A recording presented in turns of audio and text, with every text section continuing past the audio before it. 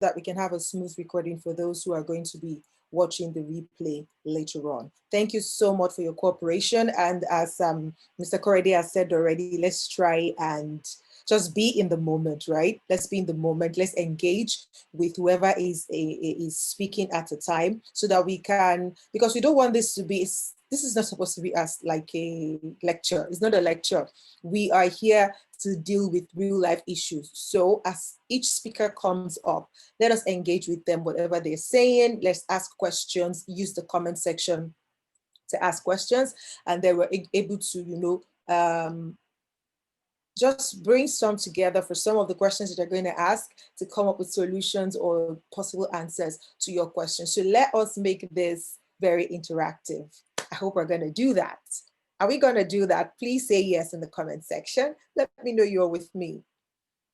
Say yes, yes, yes, we are going to engage. Can I get some yeses, please? I can't see yes. Damila, let's say yes. Okay, thank you very much. All right, so I'm just going to take it away now, and I'm going to be calling on that'll be Pastor Shobowale Emmanuel. Is going to be talking about attitude change for the desired results in business and career. Just read out the very short and precise bio of Pastor Emmanuel. Emmanuel Shubowale is a teacher, a mentor, and pastor. He is the national pastor, Winners Chapel International, UAE. He's married and blessed with 2 kids, and he's going to be talking to us today about the attitude change, things that we need to change in our attitude for the desired results in our business and career. Welcome, Pastor Emmanuel Shubowale. It's great to have you here, sir. Thank you very much, Sister Ejiro, for that powerful introduction. And I'd like to appreciate the organizer of this business summit, in person of Mr. Korede, and for the privilege and singular honor done me to be the one to give the opening speech in this great business summit. Someone might be wondering that what's the role of a pastor in such a business summit? Now, let me attempt to debunk the fact that even in ministry, ministry is business. So I'll be going straight into what I've been assigned to do tonight, and that is to give us a kind of opening speech in this business summit. Now, what I've been assigned to share with us is the captioned attitudinal change towards achieving our desired results in business and career, and moving from being disrupted to becoming a disruptor. Like Mr. Korede just told us, COVID-19 actually came, nobody prepared for it, but here we are in the midst of it. But the thing is, we have to move on. So attitudinal change towards achieving our desired results in business and career. Now, the objective is very simple, and by way of welcoming us, opening up, is we are trying to identify and develop attitudes that is required to moving us from being disrupted to becoming a disruptor. Like Mr. Korede said, even personally in ministry, that's in church, I was saying to someone the other day that for upward of 9 months now, we have not been able to meet physically, but we have been running. Now, what was it that brought about our ability to continue? It was the fact that we're able to reinvent, we're able to bring out, to think outside of the box. And that is that's what we mean actually by becoming a disruptor. Now, when we're talking about being disrupted, things that you didn't plan, suddenly you just find yourself, you just find yourself in the midst of it. But now you have to come up with a strategy that is necessary, something that perhaps had not existed before. And that's what we're talking about, becoming a disruptor. one that is able to break free from the confines of routine thinking. You are able to break free because before now, a lot of businesses were not being done the way we are having it now, but somebody had to break out of the normal routine thinking in order to come up with strategies to move on. So we'll just quickly identify and see how we can develop the required strategies that will help us to move to the next level in our business and in our careers. Now, I want to start with these two quotes. One, he said, "And be not conformed to this world, but be ye transformed by the renewing of your mind." Be not conformed to this world, that's to the present situation, but be transformed by the renewing of your mind. You don't have to stay there. Yes, things have been disrupted, yes, but you don't have to stay there. Now, what will move you to the next point of becoming a distributor is exposing yourself to being transformed. Now, that quote is from Romans chapter 12, verse 1 and 2. Now, the second quote I have here is by Sir Winston Churchill. And he said, "Attitude is a little thing that makes a difference." Attitude is a little thing that makes a difference. So we want to quickly examine what are some of the attitudes that we can embrace that will move us from where we found ourselves to where we project ourselves to be.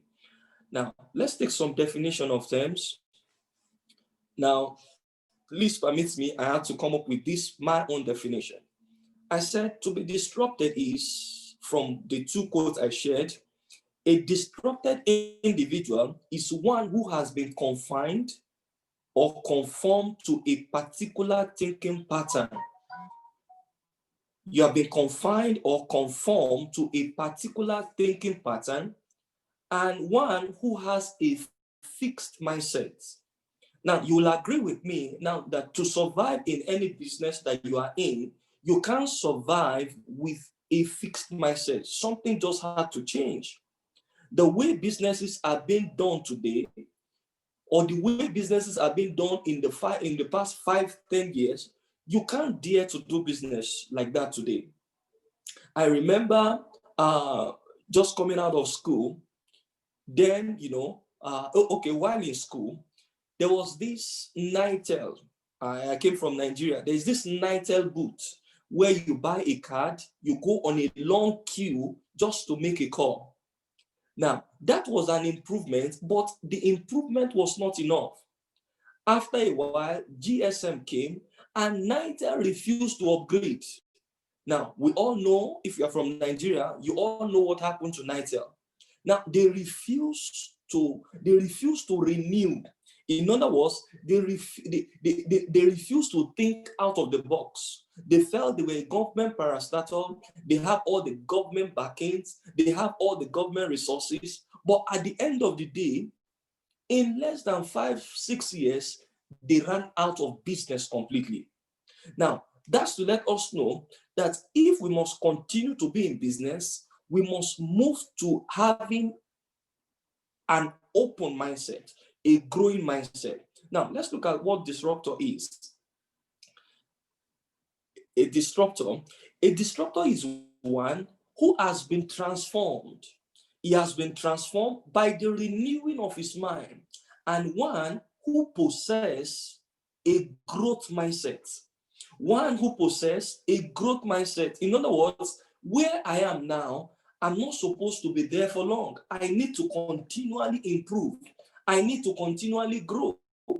The story of Nitel I just shared with us, that was their greatest undoing. They refused to grow. Though it was a government parastatal, but because they refused to grow, eventually they ran out of business. They ran out of business. So putting these two together, we are trying to move from being disrupted to a point of becoming a disruptor. And who is a disruptor here, in our context here, is one that is given to renewing his mind. Given to renewing his mind. One an individual or a business that possesses a growth mindset. A growth mindset that, look, I need to learn something new. I need to learn something new. Now, let's define attitude. Attitude here talks about a settled way of thinking, a settled way of thinking or feeling about something. Now, looking at the slides now, you discover that being disrupted, if you must connect to becoming a disruptor, the bridge here is the bridge of attitude. The bridge of attitude. So it is attitude that moves you from being disrupted to becoming a disruptor.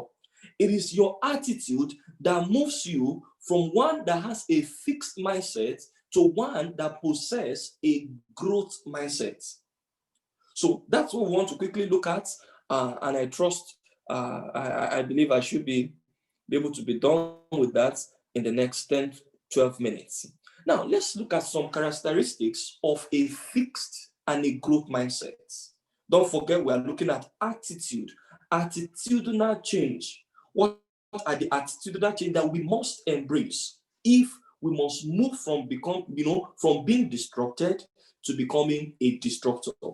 Now, we have the fixed mindset and we have the growth mindset. Don't forget, I said the connecting link that moves you from fixed mindset, the mindset of permit me to say, the old school, to the growth mindset, that the one that we require now is your attitude.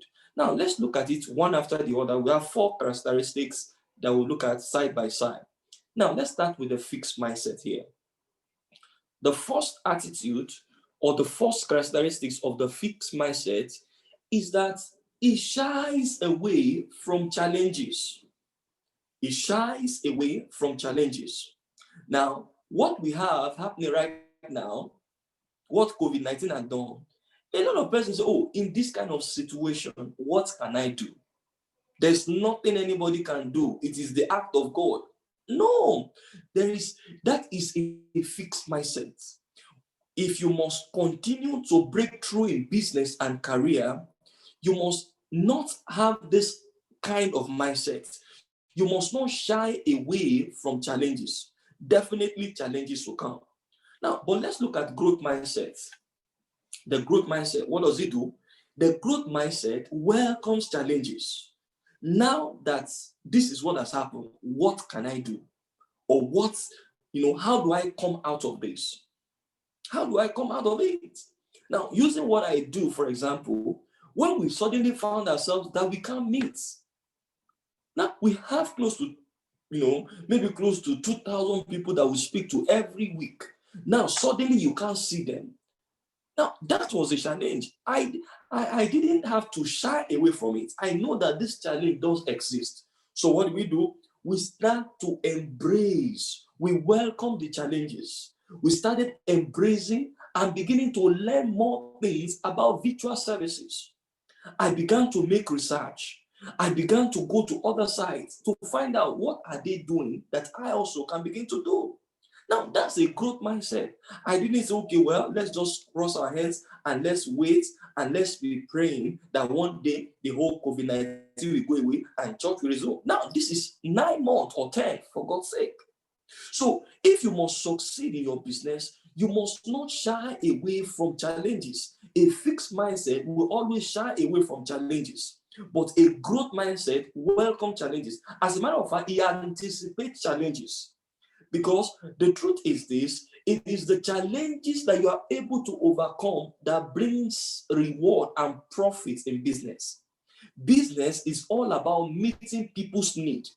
So if you shy away from the needs of the people, then you are simply shying away from profit. Now, let's look at the second characteristics. Here, this is very, very key to a lot of businesses, and that's why some businesses are not doing well. They get upset when they receive feedbacks and criticism. A fixed mindset gets upset when he receives feedback and criticism. For example, if somebody said to me that, look, this thing you did is not right. And it's a positive criticism. What do I need to do? I as a one that has a growth mindset, I welcome those criticisms.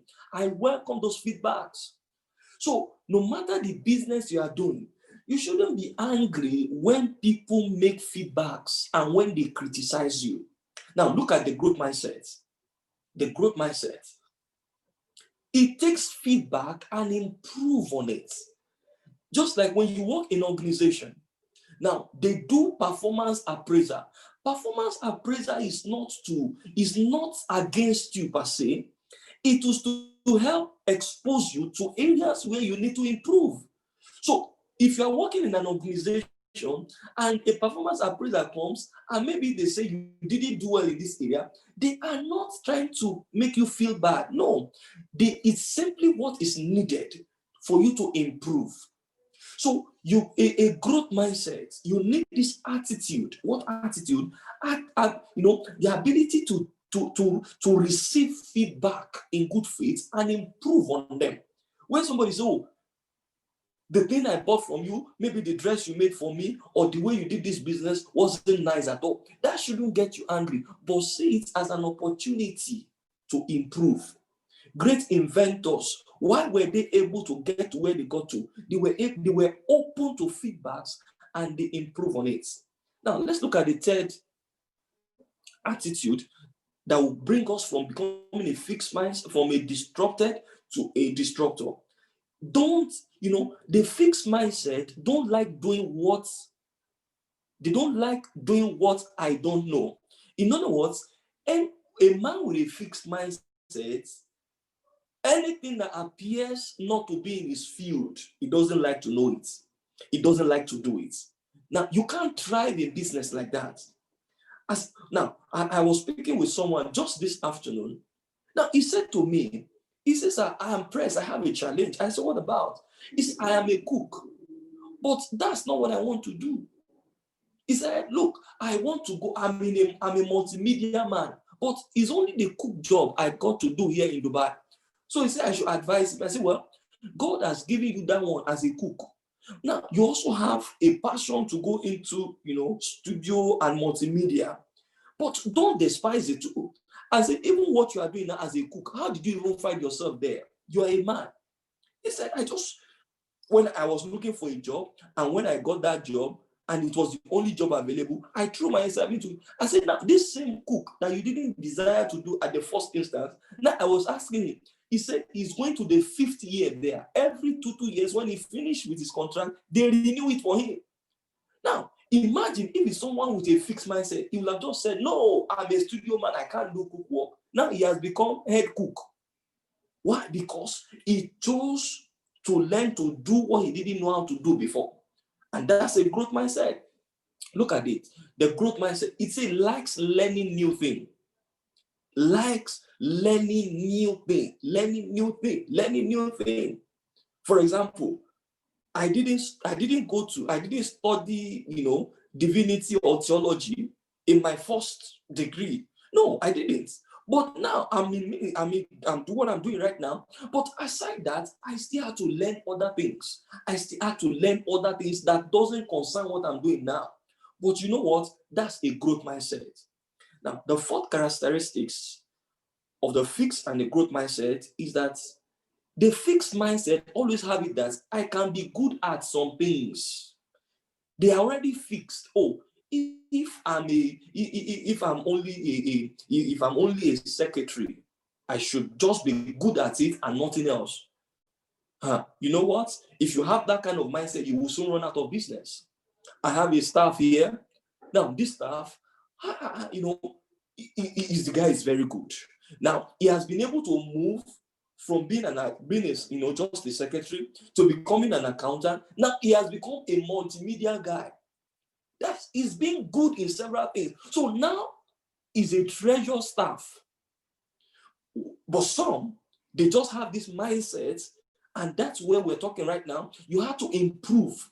You can be good in several things. You can be good. Let me say that you can be good in several things. You can be good in anything you try and you put your mind. And that is the mindset that we're talking about. That's the kind of mindset that is required to becoming a disruptor. Because when you find yourself in some box-like situation, you need to think outside the box. So, and one of the mind attitude you need at such a time is the attitude that, look, I can be good at this thing. I can, if I put my mind there, I can be good at it. Now, let me start to round up now. Let's look at developing growth mindset, because that's the disruptor's mindset. To do that, one, you must view challenges as opportunities. Now we are having Corona lockdown now. Now you must see it as an opportunity. Now guess what? There are some persons, there are some corporations, there are some businesses. I was told of Zoom. Now their stock is something else. Now everybody is trying to get a stock, and I'm not sure if they still have it available.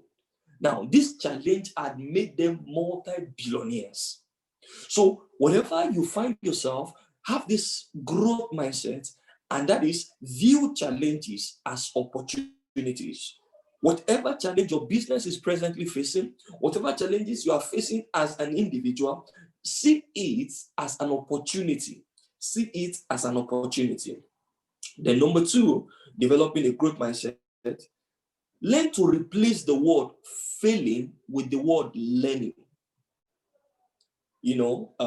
This great scientist that invented the light bulb, they say, how many times did you fail? You say, well, I didn't fail. I only tried 99 times. I only discovered 99 times that this thing couldn't work. So it's not as if I failed. I didn't fail. I didn't fail. Then number three, very important, value the process over the results. Yes, you are gunning at results, but value the process that takes you to getting that result. The little lessons you learn on the way to getting that result, learn to value the process. Learn to value those process, the steps you take, the people you met, the things you just find yourself. Value those things. And lastly, cultivate discipline and perseverance.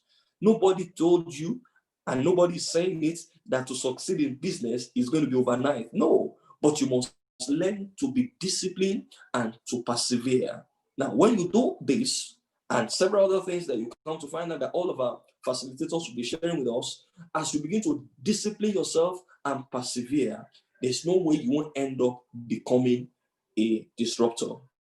I want to appreciate and thank again the organizer for giving me this opportunity to bring this opening speech. And I trust God that every one of us, we really enjoy what we have had, and I know we are going to put it to work. Thank you very much. God bless you. Fantastic. Please, can you, if you see the emoji, this Zoom has react. Oh yes, reaction. Please, clap. Please let us put it together for Pastor Emmanuel Shubawali. Thank you so much. That was really, really, really top notch, straight to the point, very, very disruptive in its delivery. Thank you so much. I would like to engage our people here now for people in attendance, just so I know that you've been following us. You get? Just so I know that you've been listening. What's your, from the third section where you just finished, said developing growth mindset, which of those 4 points he gave spoke more to you? Let me see it in the comment section. I want to see that you are with us. Quick. We have 2 minutes to do this all. Don't fall my hands, guys. Do not disappoint me, guys. Oh, what happened to the chat? I can't see anybody's chat again. Don't have a failing mindset. Okay. This is Ojero. No. I'm not accepting you, Mr. Korede. I want somebody from the audience. Come on, guys. Okay, let me recap for you so that you can pick one. Which one speaks to you more? He gave us 4 ways to develop growth mindset. He said, view challenges as opportunities, replace the word failing with learning, value the process over the results, and then cultivate discipline and perseverance. So which of these 4 speaks to you the more? Okay, let me just build the cat here while I wait for your comment. Okay, Ogale says replace failure with learning. That's really a good one. Colin says, seeing challenges as opportunities. I mean, that's a skill. That is a skill that we all must learn. I love this one for Lake Ogundele says, valuing the process over the result. See, that's my number one, that's one of my top from that list. Valuing, like just knowing, enjoying the process, knowing that, see, the process is actually part of the journey. Because if you're just looking at only where you are going, you will miss all the side attractions on the roads. Like when you're going on a journey and you're just looking at, when will we get there? Are we there yet? Are we there yet? Meanwhile, there's a beautiful scenery along the road. Even though sometimes it could be hard, it could be difficult, but all those other things is what makes life beautiful. Thank you so much for sharing, guys. I appreciate you. Thank you, thank you, thank you, thank you. Thank you so much, Pastor Emmanuel. God bless you. Okay, so I'm going to call on one of our sponsors, one of our partners here to just kind of talk about their brand quickly. Osalu, is Osalu here? Okay, I'm sure that will be. We would use our video. She sent a video. All right, fantastic. So let's just watch that and then we'll get to the next. While we're waiting for Osalu, okay. Okay, so I'm just going to use a video.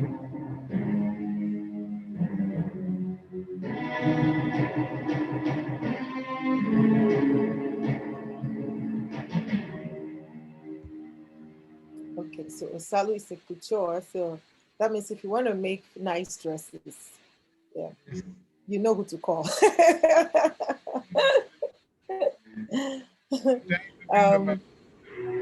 Wait 1 minute. Okay.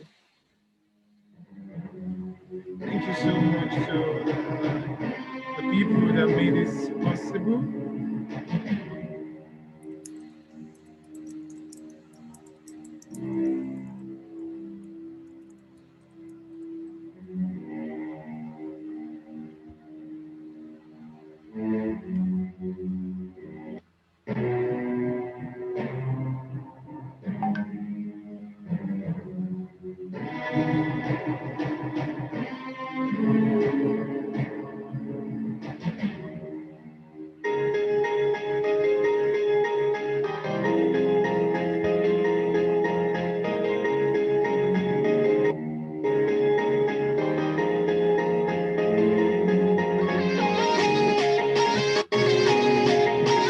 Showing? No. We're still seeing the old video.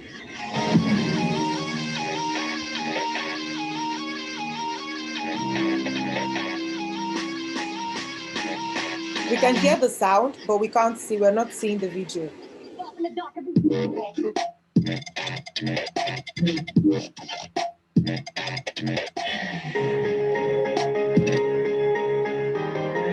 So many technicalities working together. Okay, now I see. We see.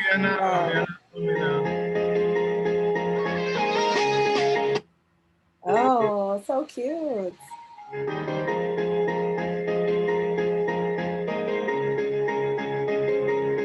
Nice.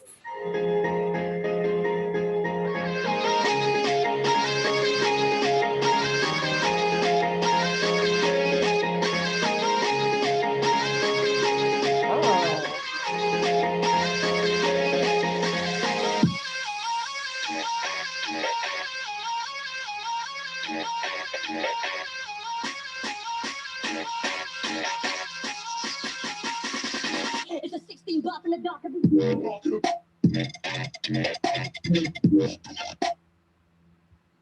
Okay. I was feeling the groove. All right, thank you.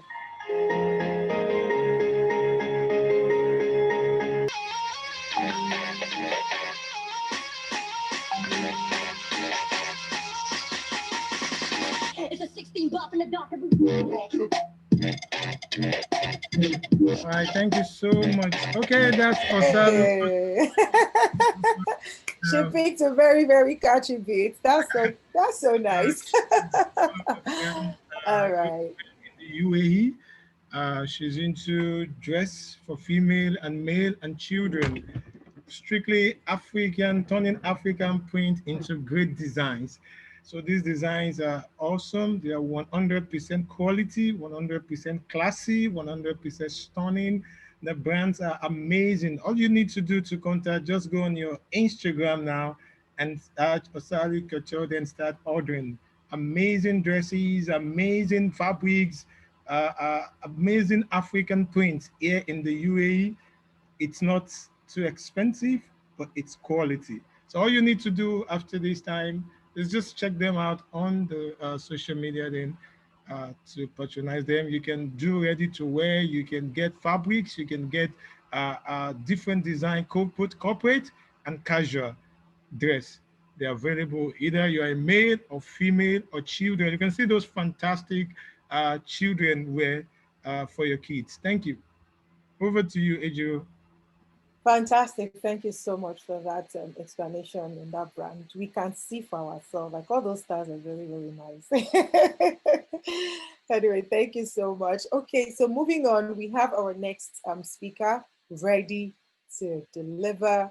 Thank you so much for being here, sir. So our next speaker is Mr. Folorunsho Aliu, and he's going to be taking the session, Reshaping Ambition, Strategy, and Business Value for Maximum Growth. And I'm just going to read his profile before we bring him on. Mr. Folorunsho Aliu is the Group Managing Director on Telnet Group. He was at various times Head of Network Support Department, National Coordinator of Network Support Unit, Managing Director of iTeco Nigeria Limited, a subsidiary of the group, and the Group Project Director for Telnet Nigeria Limited. He holds a Bachelor of Science degree in Computer Engineering from the Obafemi Awolowo University, Ile-Ife, and a Master's of Business Administration from the Lagos Business School. He is a certified management consultant and fellow of the Institute of Management Consultants. He is a published author and is married with 3 children. Thank you, Mr. Folorunsho Aliu, for being here with us today. We really appreciate your sacrifice for being here today. God bless you. The floor is open for you to take it away, sir. Thank you very much for that gracious and well-meaning introduction. I'm humbled. Thank you very much. I want to greet everybody, and I can feel the energy in the room. So it's great to be in the midst of people who have energy. The worst place to be is where people lack luster and they have no energy. So I'm honored to be here, and I hope to go away with some energy to get into a new day and start something new as well. So thank you. The topic I was given to speak about, I've thought about it at different times, and I was at one point tempted to change it a little bit, but I said to myself, let me work with it. And that is because I looked at each of the keywords in there, and they are so loaded that, to speak extensively on any one of them would take a long time. Take the word reshaping. It takes you to know that something is either not going right, or not going well, or not going optimally, or in the wrong direction, for you to want to talk about reshaping it. If something is going the way you want it, why do you want to reshape it? So the fact is that the organizers have thought about this to say there is a need for something to give when it comes to the following areas: ambition, strategy, and business value. So for everyone who thinks, oh, I don't need to change anything, note one thing: change is the only thing that is constant. And like someone said, pain is actually good. Most of us don't like pain. I don't like pain, but the truth is that pain is good. Why? Pain is defined as a lot of information rushing at you at once. Take, for example, a graphic picture. You step on a nail. It's a pain. It's a painful thing. Nobody will say that is good. But imagine your body at the time you step on the pain, on the nail, did not quickly give you the information that, hey, you have stepped on something very sharp. That's all the body simply did. It gave you a lot of information at the same time that your brain is overwhelmed to know that there's something not right. Now, two things would happen, or two things could happen. One is either when you receive the pain or the message of the pain, you sit down and do something about it and you save your leg. Or you are unaware and you go on and you lose the leg, maybe due to gangrene or due to tetanus or something later. So pain in itself is not the problem. It is what you do with it. Pain is telling you something needs to change. So I would like to say to everybody, don't look for pain, but please don't throw away the message of any pain, whether it is personal pain, official pain, somebody gets sacked. It is painful to be sacked. I want to believe I'm correct. If somebody sacks you from work, it is painful. Am I right? Yes, sir, you're right. You're right. Or you are an entrepreneur and you have this great idea and you've gone to buy all the things and the business fails. It is painful. Now, that pain is telling you something. The pain is not the problem. The pain is information coming at you at a massive pace to say something needs to change. And if you do not give pain its place, if you are not the type that want to get the message of pain, it is difficult to succeed. Speak with any person that you see that has succeeded and the whole world is praising today. Believe me, they have gone through pain. The only difference between them and those who have not succeeded is that for every pain they've gone through, whether a lot of pain or just a minor pain, it's not the magnitude of the pain. It is the fact that you are sensitive to the pain. Pain comes in different areas. It could be for our health. It could be for our business. It could be from the place we work. Whatever the pain is, please sit back, bring out your paper and your pen and document what the message is. Never, ever, if there's anything I'll say to you, lesson number one, never, ever throw away the lesson in any pain.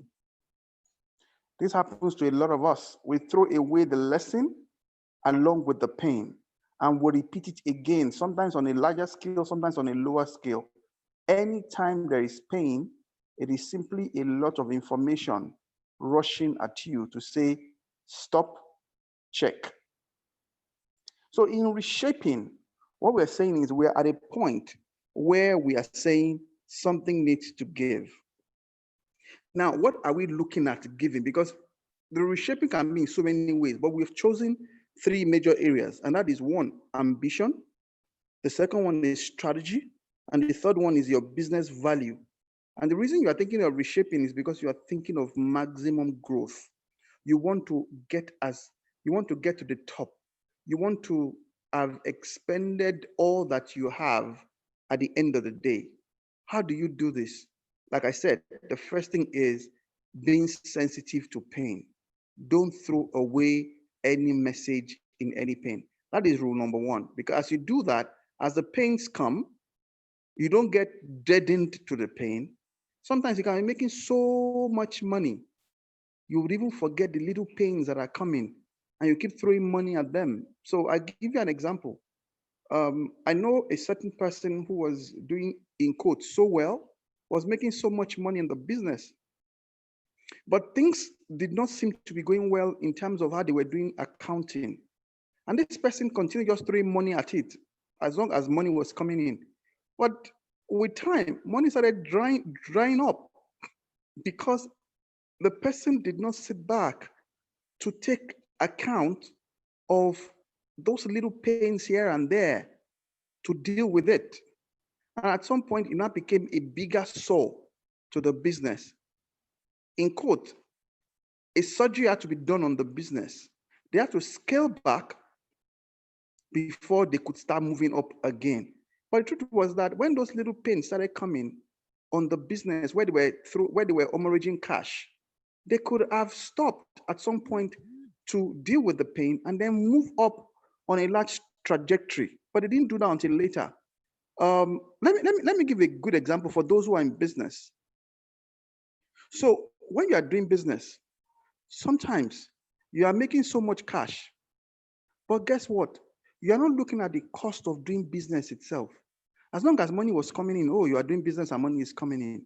But do you know how effective every cash that comes in is, that you put to use? Do you know how well your cash cycle, or how optimized your cash cycle is? By the way, cash cycle is when, from the first time your money goes out from you, how long does it take to come back? So you buy, let me take the example of the lady that just showed us fashion fabrics and all that. So you buy buttons, you buy Ankara, and you buy those things, and then you sew. From the first time you started buying, money has started going out, till the time somebody buys it from you, till the time somebody pays you for it. That is when the cash cycle is complete for that cash. For some people, they will buy Ankara, they will buy button. They will say, okay, I'll sew it next tomorrow. You've added 2 days to your cash cycle. By the time you finish sewing, you display it for like 2-3 weeks before people come to buy. You've added 3 weeks to the extra 2 days. Some will sell on credit, and then you start chasing people who have bought fabric from you for another 1 month. Some is another 1 year. They are still chasing people who are owing them. Your cash cycle for that fabric is a year, if it's a year before you are paid. So you need to have a mindset of saying, hey, how can I reduce my cash cycle? You will be making money you will be having a large turnover. So you don't know, somebody's paying, another person is paying. Okay, the money that I spent last year just came in today, but in between, some other people are buying and taking and all that. But the truth is that your business could have gone much bigger if you have taken time to say, hey, the average life cycle, the average cash cycle for my business would not be more than, say, 45 days, for example. So you are watching every cash you spend, you track the life cycle of the cash. That is how you know whether your business is growing optimally or not. Some people, as long as money is coming in, they don't care. And then one day you realize that you have a lot of money outside and you cannot pay salaries. And that becomes a problem. But you know what? That pain has been there all the while. You just never paid attention to it. So we need to look at understanding that the pain, sorry, I keep using the word pain because that is the crux of anything to be reshaped. If you think it's okay, you will not think about reshaping it. And the only thing human beings react to that makes them change very quickly is pain or pleasure. In fact, sometimes pleasure makes you change much slower than you would want to change. And that's why I'm sticking with pain. So I hope you don't mind my using that analogy for everything I'm saying. I do not mean physical pain. Not at all, sir. We get it. It's the massive Thank you, sir. flow of information coming at you that you must pay attention to, and don't let it get to a point where everything crashes before you take a decision. So for ambition, one, don't forget that in the last 1 year, everybody, in fact, there's this joke that someone says that we should all cancel the year 2020 and don't add the year 2020 to my age, because the year just came and did his own thing and went. When I heard that, I just laughed. I said, it sounds true, because 2020 just came like that. Almost everything people wanted to do were just there. But the reality is, in this 2020, a lot of people have also recalibrated as they realized that this thing was going to be a bad one generally. They've recalibrated, they've reassessed themselves, and they have repositioned, and they are not doing as badly as others. I'll give you an example. A well-known hotel in Lagos, when this COVID hit, is well known for having the high and mighty. But one time they realized that, we're not able to pay salary for staff. We have laid off a few people, and yet we're not able to pay salary of a few of those who are left. But guess what? It is difficult to train hotel staff, to even get them to get the right attitude, to train them after years, and then you let them go. You are the one losing at the end of the day. So they try to keep as many, let go those they feel they may be able to replace. But after a while, it was becoming biting. So they decided to reshape. You see, the pain came and they decided to reshape. They were not just sitting down and saying, hey, this is bad, oh, this is not good. They started to think and reshape. And what did they do? They started to do laundry. Do you know why? In any hotel, laundry is always there. It's one of the things that they give to you as service. But they now started doing laundry for all over Lagos. Don't worry, anywhere you are, if you have laundry, we'll come and pick it up and we will deliver to you. And that kept them for some time to take care of some of the fixed costs that they have. Did it solve all their problems? No. But it was able to stem some of the pain they had gone through. Else, the whole place would have shut down 100%. But at least it took them through that period. It's the same thing. When you are looking at your ambition with a year like this, you need to be you need to have what you call a learning mindset, not a learner's mindset. So let me break that down. There's a great author I like. His name is Eric Offer, Erichoffer.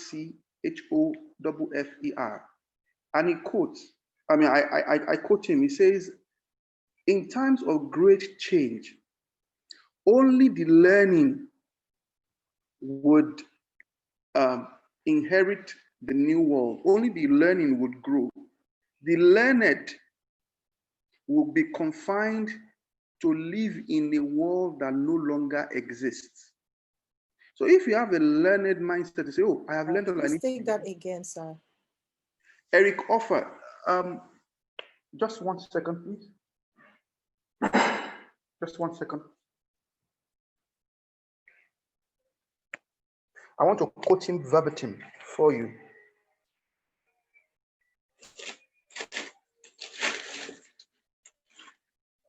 I'm sorry.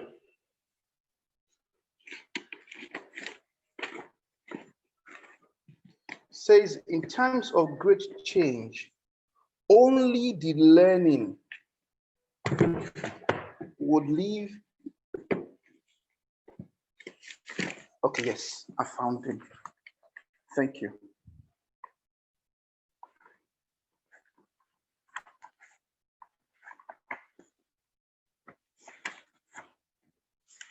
I quote, in a time of drastic change, and you all agree with me that year 2020 has been drastic, it is the learners who inherit the future. The learned usually find themselves equipped to live in a world that no longer exists. Do I take that again? Please, yes, please. It says, in a time of drastic change, it is the learners who inherit the future. The learned usually find themselves equipped to live in a world that no longer exists.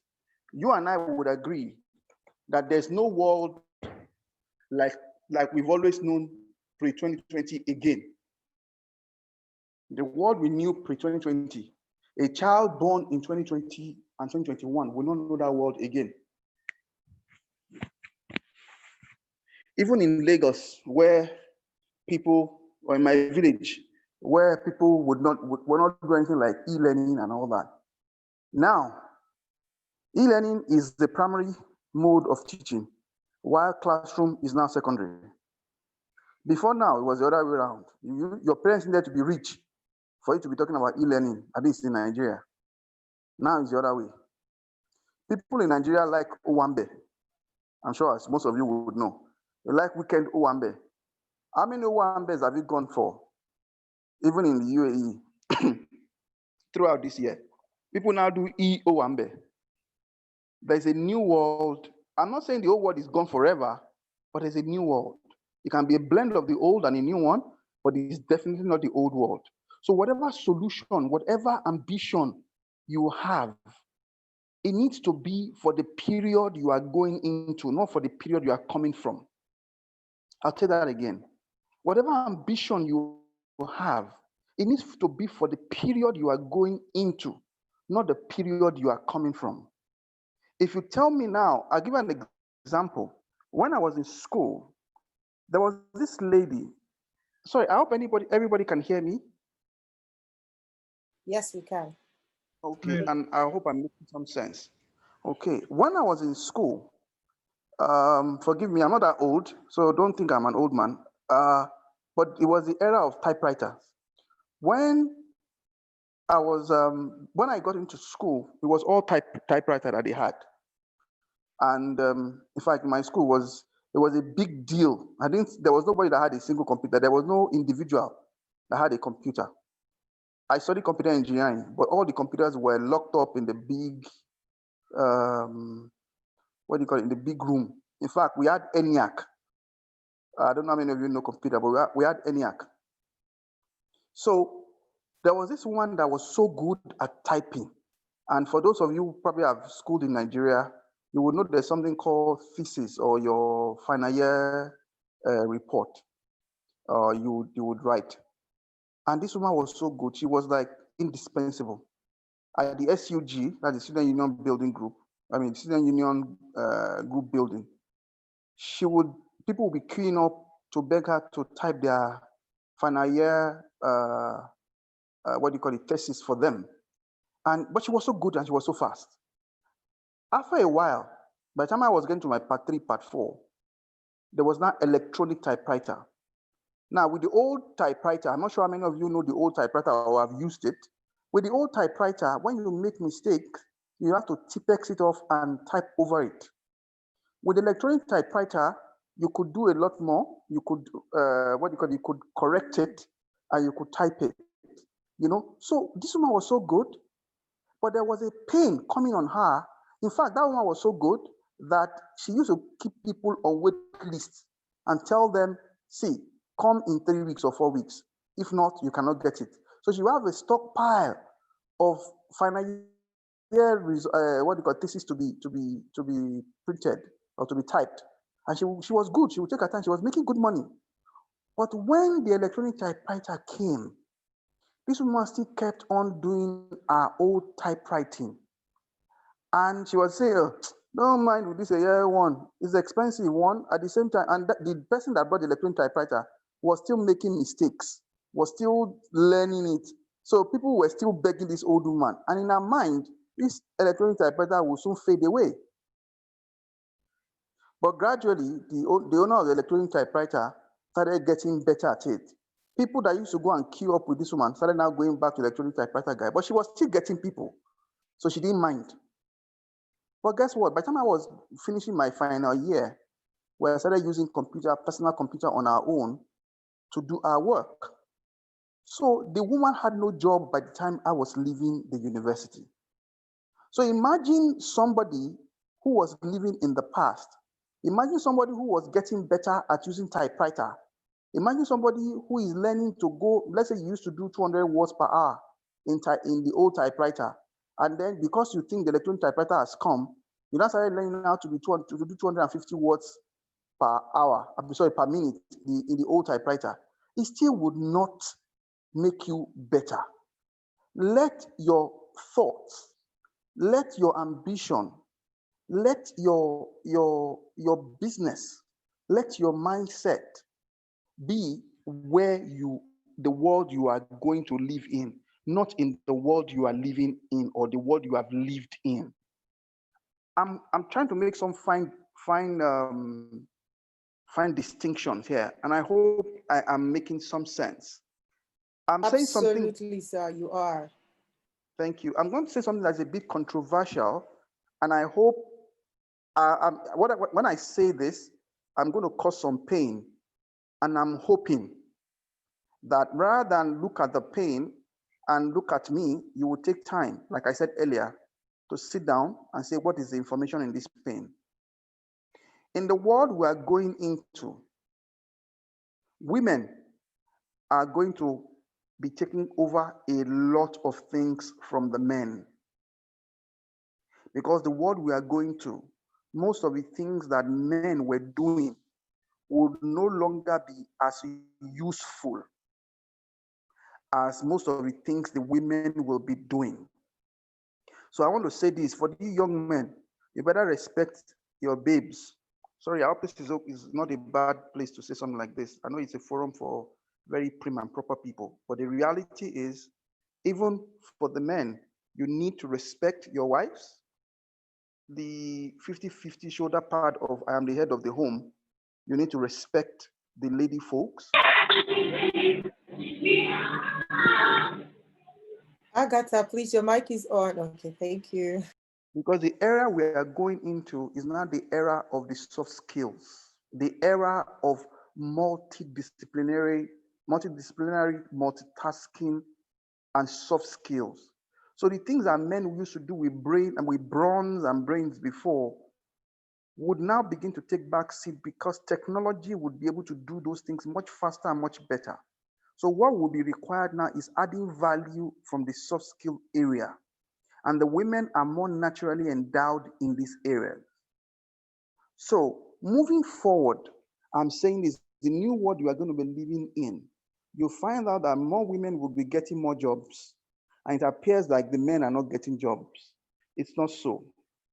If you are a young man, start thinking of the world you'll be living in.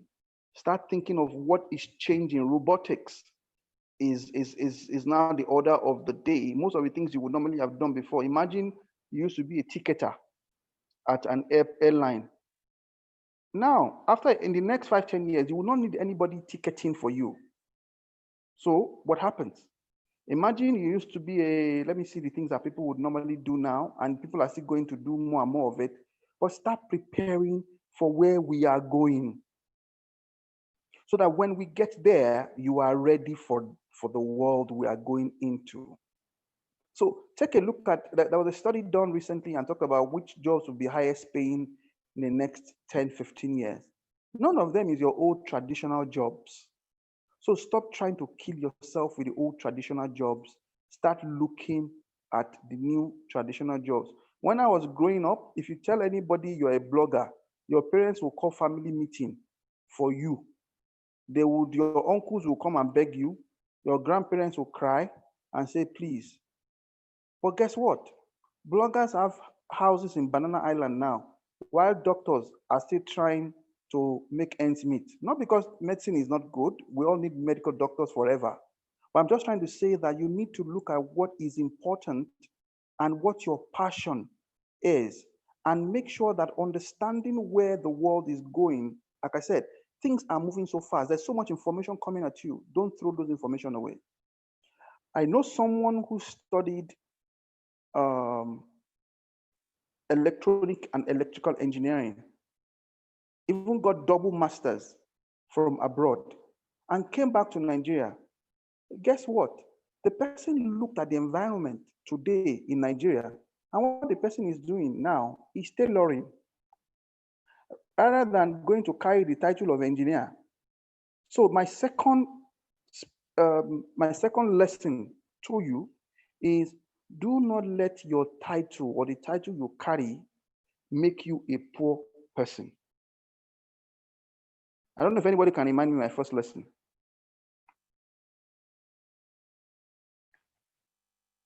Hello, anybody? Yes. Okay, what's the first lesson?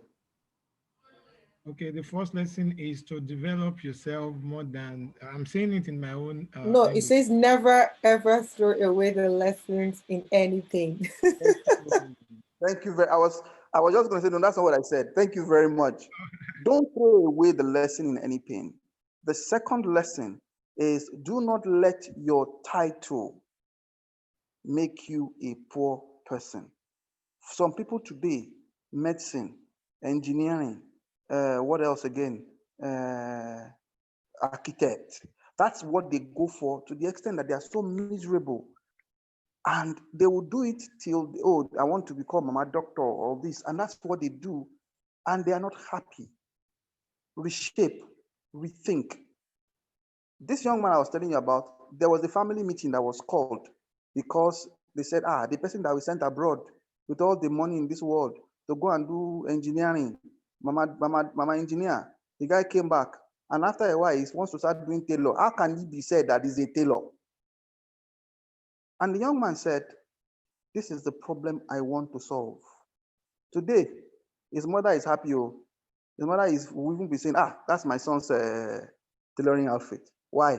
He's making much more money than when he was chief engineer. Not only is he making money, he's actually so well known. And thirdly, he's very happy. In fact, you will see he's very happy. So my point is, don't do things just because others want you to do it. And don't do it because it sounds good.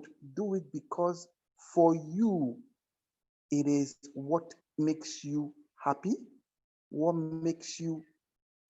gets you ticking. Everybody has a ticker inside. That thing that makes you tick, even when they tell you the whole world is falling apart, you still tick.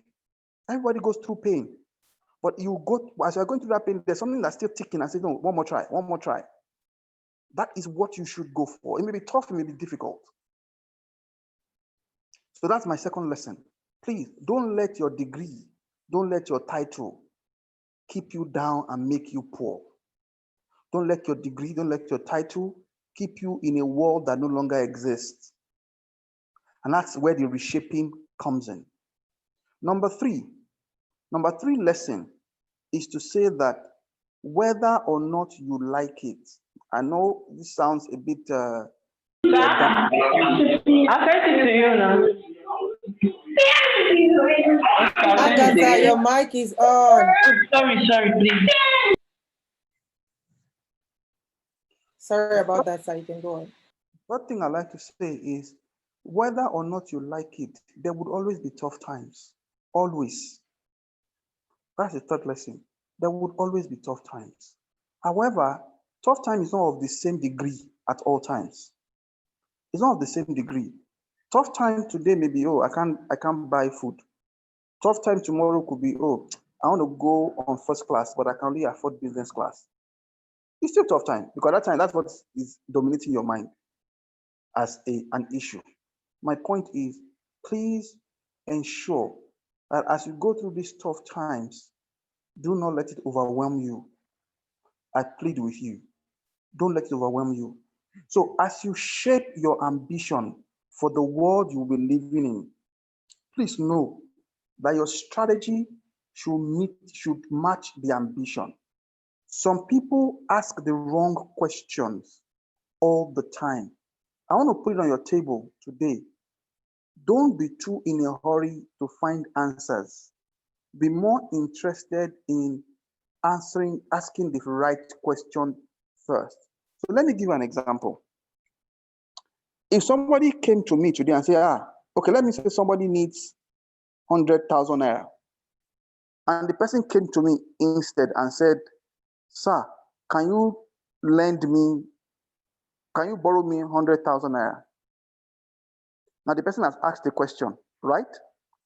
And I say, okay, I'll give you 100,000 naira. When will you pay me back? Oh, I'll pay in 3 months' time. Now this person has no way of paying me 100,000, but he has asked a question that is so narrow that has made it difficult for him or her. If the person had come to say, sir, I need...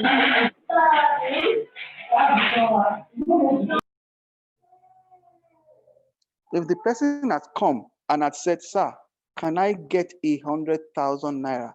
It's different from, sir, can I borrow 100,000? It's 100,000 I need. But the question is, sir, can I get 100,000? I can tell the person, okay, I can't give you 100,000, I can give you 80,000 naira. You know that you have gotten 80 out of 100 by asking the right question. But if I give you 100,000 as a loan, it means that you are still in debt of 100,000. I don't know if that example makes sense. In life, always seek to ask the right question first. Don't be in a hurry to get an answer. Because if you ask the right questions in business, in ambition, in life, even in your personal life, more often than not, your brain starts to look for the right answer. And that's one thing when it comes to strategy. One of the things they teach you in strategy is don't limit yourself when you start. Where do you want to go? Forget, I'm sure you've all heard of the BHAG. That is your big, hairy, and audacious goal. BHAG, BHAG. Your big, hairy, and audacious goal. Don't be afraid of your BHAG. Throw it out there. What if you want to be a billionaire in dollars? You ask yourself, what does it take to be a billionaire in dollars? Then you sit back and work out a plan, what it takes. As you do so, you begin to see what you can take now and what you can take later. What problem do you want to solve that makes you great, that makes you happy? Put it on the table. Don't play small because of where you are today. It is important not to play small because of what you have today. If you want to start a bank, don't tell yourself, I can't start a bank. Once you say that you have given your brain permission to stop working. But if you say, I want to start a bank, that is a big, hairy, audacious goal. The question is, what do I need in terms of competence? So you start. I can go on YouTube and learn what is a bank, what does a bank contain, and blah, blah, blah. Okay, when you now know that, I don't have an economic background, or I don't have a banking background. Okay, can I go to school and study banking? Or can I start working in a bank? You now begin to have a plan based on your big, hairy, audacious goal. But once you cut it off and say, because of where I am, I cannot get it done, immediately you shut yourself down. So my fourth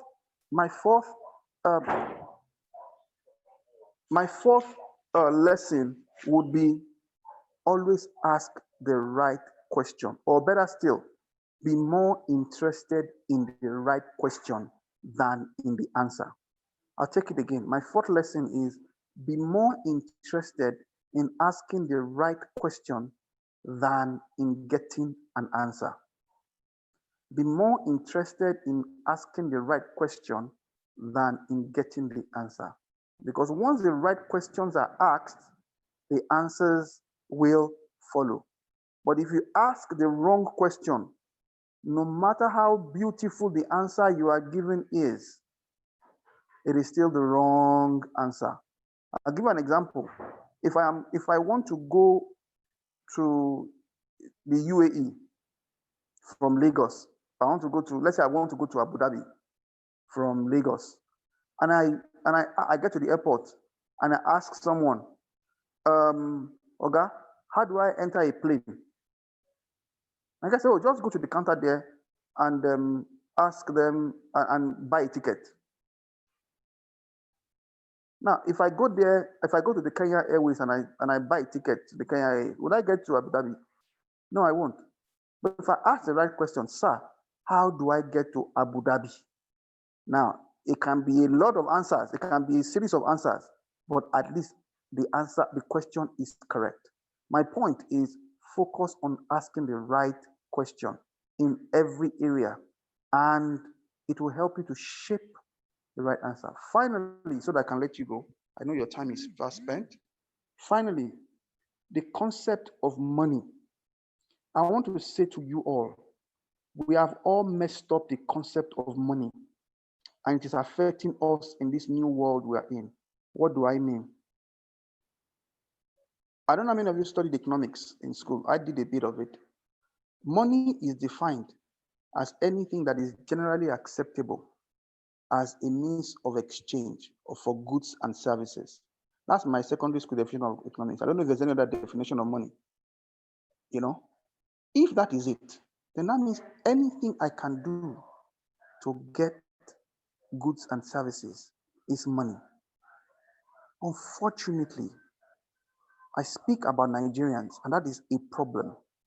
The fact is, we have all taken money to mean cash or currency. That in itself is false.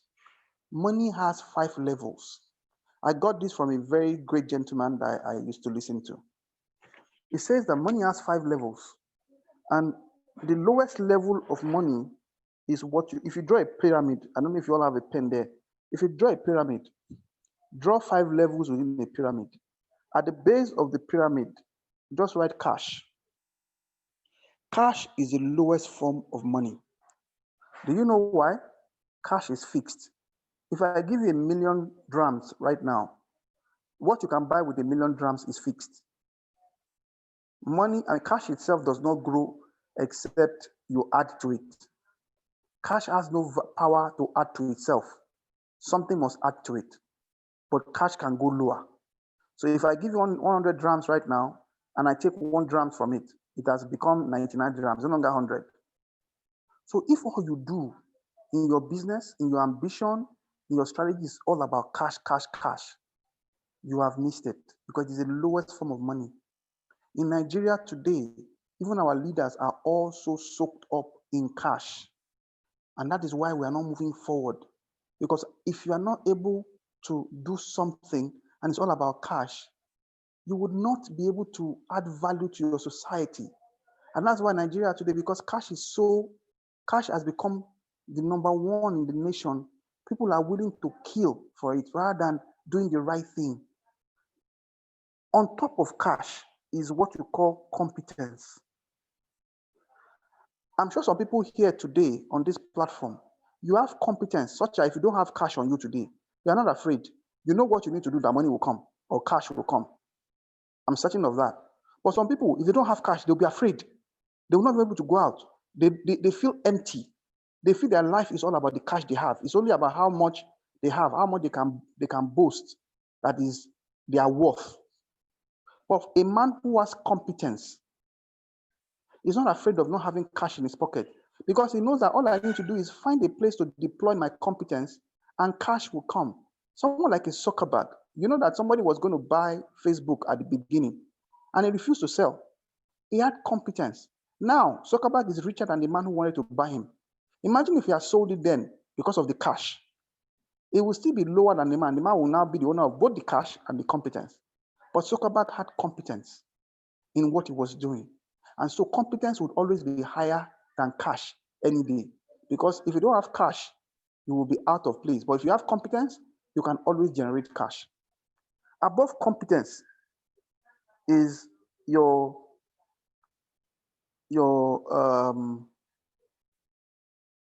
I'm sorry, please, my brain just went blank. You have cash, you have competence, and then you have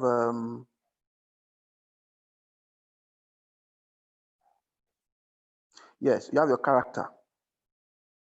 Sorry, I hope I'm not taking your time. You have character. Now, people think character means being nice. No, that's not what character means. If you check your dictionary, character is the ability to do the right thing. I gave an example of character when I talked about, hey, I do not have a degree in banking and I want to do banking. Character will tell you to stand up and go and learn about it. Even if you don't have the cash to do it, you will find ways to learn it. You will be committed to it. Character is about doing what needs to be done. Character is about waking up at 2 o'clock even when it is not convenient to do what others will not do because you know it is right for you. That is character. A man who has character will build competence. When your mates are sleeping, you are busy, you are waking up, and you are doing what they will not do. That is character. Character is the right ability or the thought and the mindset to do that which needs to be done, the right things. Character will build competence. There's no way that brought competence from the world, from heaven. We all got competence here. And competence is not fixed in time. It can keep growing. You can have BSc in computer engineering, but you can also have MSc. Or you can decide to go and start building stuff. Character is what keeps you, even when things are difficult. Character is what keeps you focused. It's not necessarily being a nice person or being a good person. It is just the ability to do the right thing and the right thing at the right time. So when you have character, it is above competence because when you have character, you can build competence. So a man with character is a man who has competence. And when you have competence, you can always have cash. But if you have cash without competence, that cash will only begin to go lower, except you want to steal.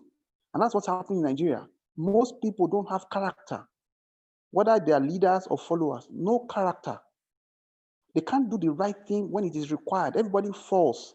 They say, well, it's tough, it's difficult, but they still want to have money. So they will do anything to just get money, not because it is the right thing. Is anybody still hearing me? Yes, sir. Hello? Absolutely, sir. Okay, above character is what you call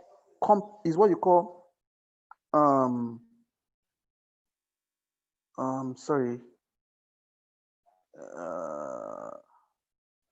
Above character is what you call, is a relationship you need to have. I'm trying to remember the name. Is what you call, let me for now say competent relationship, but there's a name Not for it. charisma, no? Not charisma. It's a relationship. It's called competent relationship. I remember it's not competent, but it's a relationship. It's thank you. Credible relationship. Okay, credible relationship. Relationship. Thank you for speaking up. That helped me to juggle my brain. Credible relationship. Above character is credible relationship. Let me give a small story that I talk about when I talk about credible relationship. Imagine that, let me pick somebody's name on the list. I hope you don't mind. Let me pick Collins Omeke.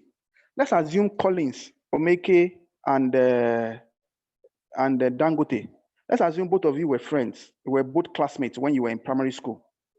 And please don't, just an illustration, no bad intent. But let's assume now that Collins does not have money now. And Collins is walking down a street on, let me say, the Jumeirah. Collins is walking down the street in Jumeirah in slippers and in shorts. And as Collins is walking in Jumeirah, Collins on the road though, he's thinking of, where do I even get my next food?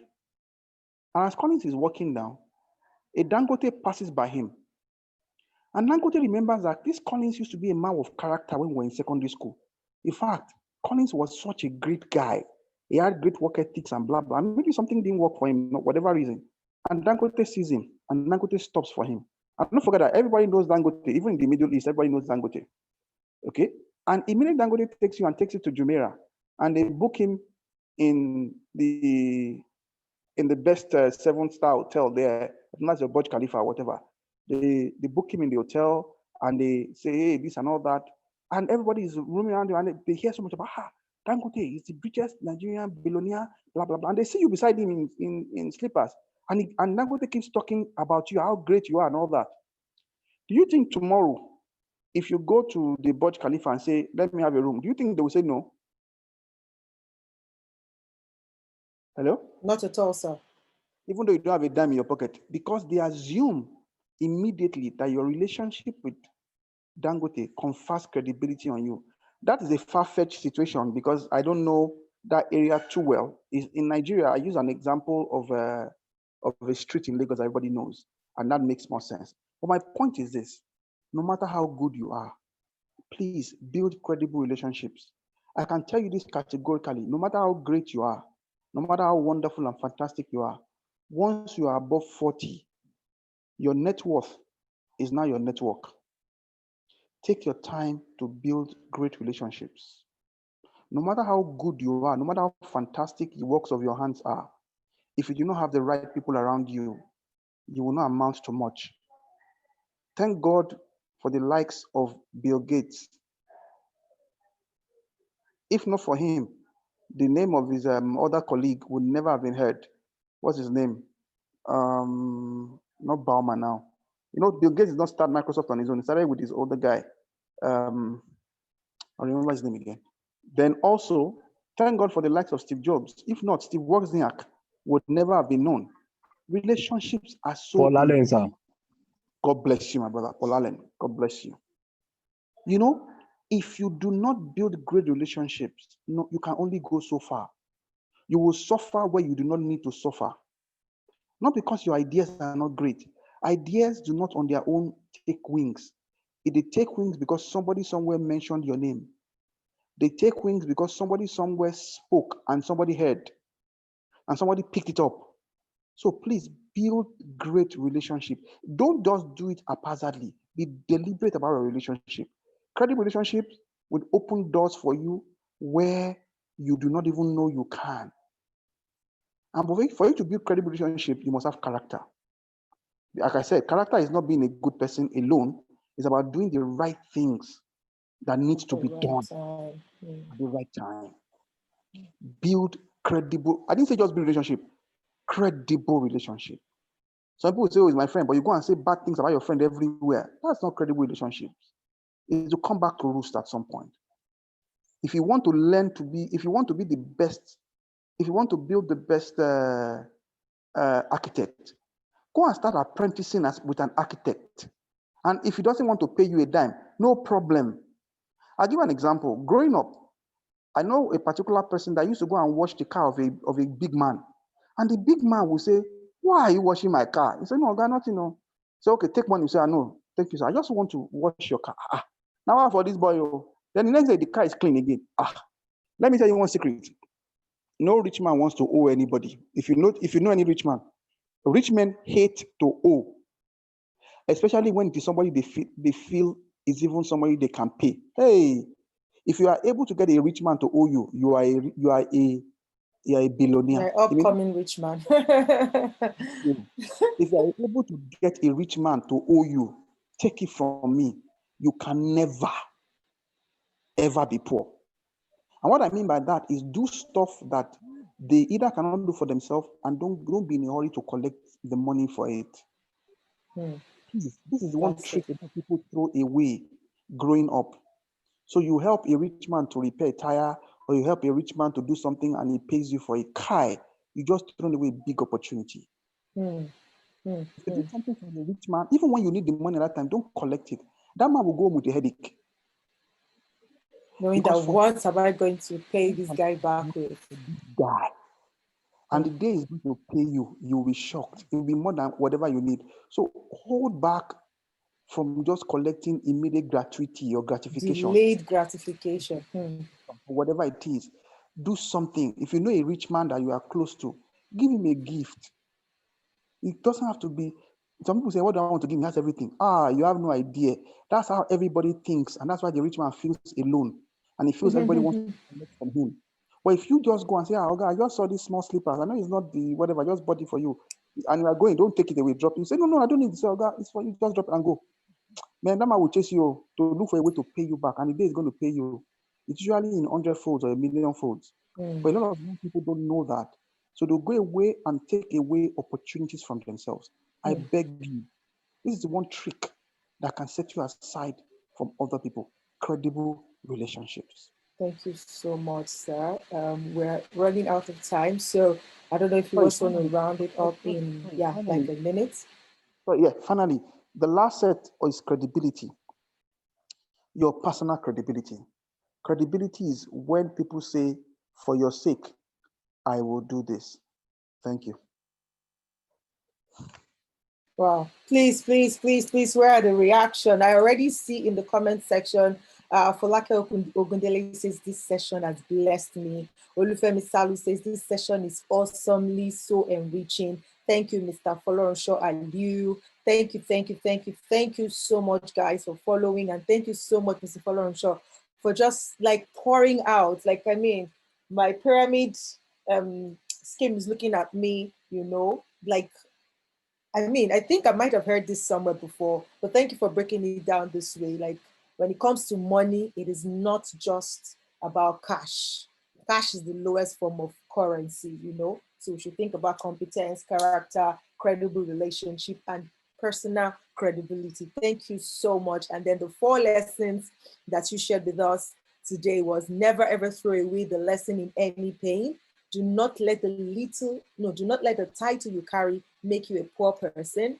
Whether or not you like it, there would always be tough times, and be more interested in asking the right questions than in getting the answers. Thank you so much. Guys, please, if you have any questions, please just start sending it into the comment section, and we'll take note of it, because after after our speakers for the day finish their talks, we're going to take all the questions. So without further ado, we're going to move on to the next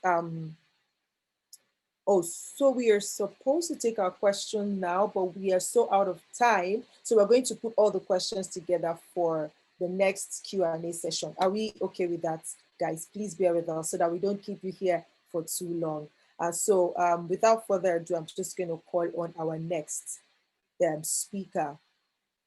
Our next speaker is Asama Mohammed Ali Al-Shameri. I'm so sorry if I didn't pronounce that correctly, ma'am. But yeah, Asama, first name. And she's going to be talking on reskilling workforce for peak performance in business and career. And I'm just going to read her profile and then we will let her take over. Asama Muhammad Ali Al-Shimari. She is the head talent development and inclusion dean finance LCC Dubai. Asma, did I say Asama? My goodness, I'm so sorry. Asma is an enthusiastic leader who has been at the forefront of developmental plans and execution at her workplace, focused on employee relation, compensation and benefits, KPIs, Oracle implementation, psychometric testing, career development, planning, performance development, and HR audit CPD. She is a strong human capital development professional with a doctorate in business administration, human resource management, and service from Anglia Ruskin University, England. And now please put together those reactions again, your hands, your smile, your celebration icons, your hands together as I open the floor for Asma Ali. Good evening, dear. Thank you for the introduction. Good evening, ma'am. You're welcome. It's all right. Usually people get confused calling my name. It's okay. Thanks for understanding. It's all right. It's all right. Yeah. So it is as you pronounce it the second time, Asma. Yes, correct. First of all, thank you all for having me to listen and understand how people they upskill themselves. People currently are so demotivated, feeling negative about themselves because many of them, as you know, because of the current situation of COVID-19 and the pandemic situation, have lost their job, got salary reduction, maybe even got stuck in their own country where they couldn't come to work, and this is how they lost their job. It's not related to their productivity level. And sometimes it might be related to productivity level where some management need to make a decision what to do best for their company to keep the highest performers in the business. Now people need to understand this situation can affect on them massively by making them feel, what can I do for myself? How can I think about myself? Rather than blaming the business, blaming themselves, blaming their capability or the situation or the place where they are living. It doesn't matter where they are living. Now, the most important thing to consider is reigniting yourself. Keep thinking of how can I upgrade myself? Now, you have a phone, a smartphone, and at some stage you would like to consider getting the latest update for it. You can. If you can do it with a device, how can you consider it on yourself? First of all, there are too many options that you can learn for free via social media. Let's say, for example, and I'm not limiting it, LinkedIn platforms, educational platforms, YouTube courses that it's related to a topic. It can be related to your current field, what you are doing now, but it also can be out of the scope. Now, some people, few, and I'm not saying all, decided to do a leap of faith and start their own business. Many of them have decided to do this after being hesitant of, oh, I've lost a lot of money. Should I lose more money and gamble about this going to business and I might lose it? Well, you need to study first the importance of that business that you're trying to before taking that leap of faith. And then after that, consider, is this business you're going to start, is this product is really wanted around you? Do you think it will have its market, especially during these days? From all of these, you can see yourself where you're going, whether this leap of faith worth taking or better to wait. I would never discourage anybody to take the leap of faith, because if each one of us wouldn't take that chance, we'll consider, oh, what if? And then regret not taking that chance. So again, back to the main elements that we need to consider, I would say work on yourself first. Don't wait for chances to pass by you and then you grab it. No, work on yourself, grab the chances around you, search for it, look for it. Trust me, there are many free available things where it doesn't cost you except time and effort. You will really need it. So this is how I always see it and encourage people. Some of us get lucky by chances around us, by an opportunity, a job opportunity, network opportunity, being linked to the right person in the right time. It can be happening, but it's not always the case. So I don't want you to feel negative about it, why this did not happen to me yet. It's very important that you keep positive, clear thinking, so you will be able to focus better. This is how I see grabbing opportunities to upscale your professional level. Now, regarding taking some sort of paid certified courses, that will be an excellent, awesome opportunity. Maybe continue your education. It has been so delayed. Also, you could think of it from a way that that's not only is going to bring me good, it's going to be surround me with a higher level of educated colleagues and network. So it will also not only upscale your education, it will upscale also your network circle. And this will help you to move forward. It will even change your mood in a way. So this is how I see positivity is a main key element to work on your future. And your future, it's not going to be created by anybody around you. No. Not the name of the university you're aiming for, not the name of the company you're dreaming job. No, it's you. This is how I see it. So that's my part. This is how. Fantastic. Thank you for sharing. So basically, keep checking. The same way our devices will always give us updates, we as humans, we should always also update our knowledge, our knowledge bank, right?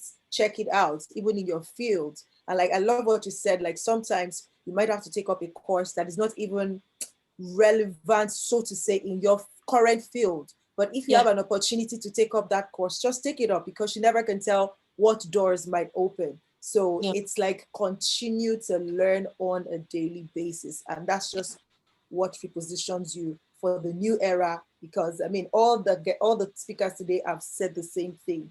Always reinventing yourself. Don't stay in the past expecting to experience the future, right? And don't go into the future without taking stock of the past to know what you've done wrong, evaluate it, and then moving on. Thank you so much, Asma.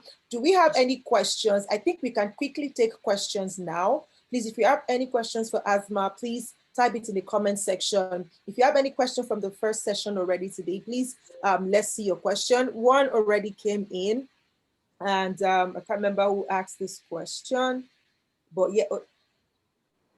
Okay, I see another question. I'm just going to take them one after the other, right? So the first question that came in says, and this is from Mr. Folorenshaw, if you're still here, it says, what is the difference between character and credibility?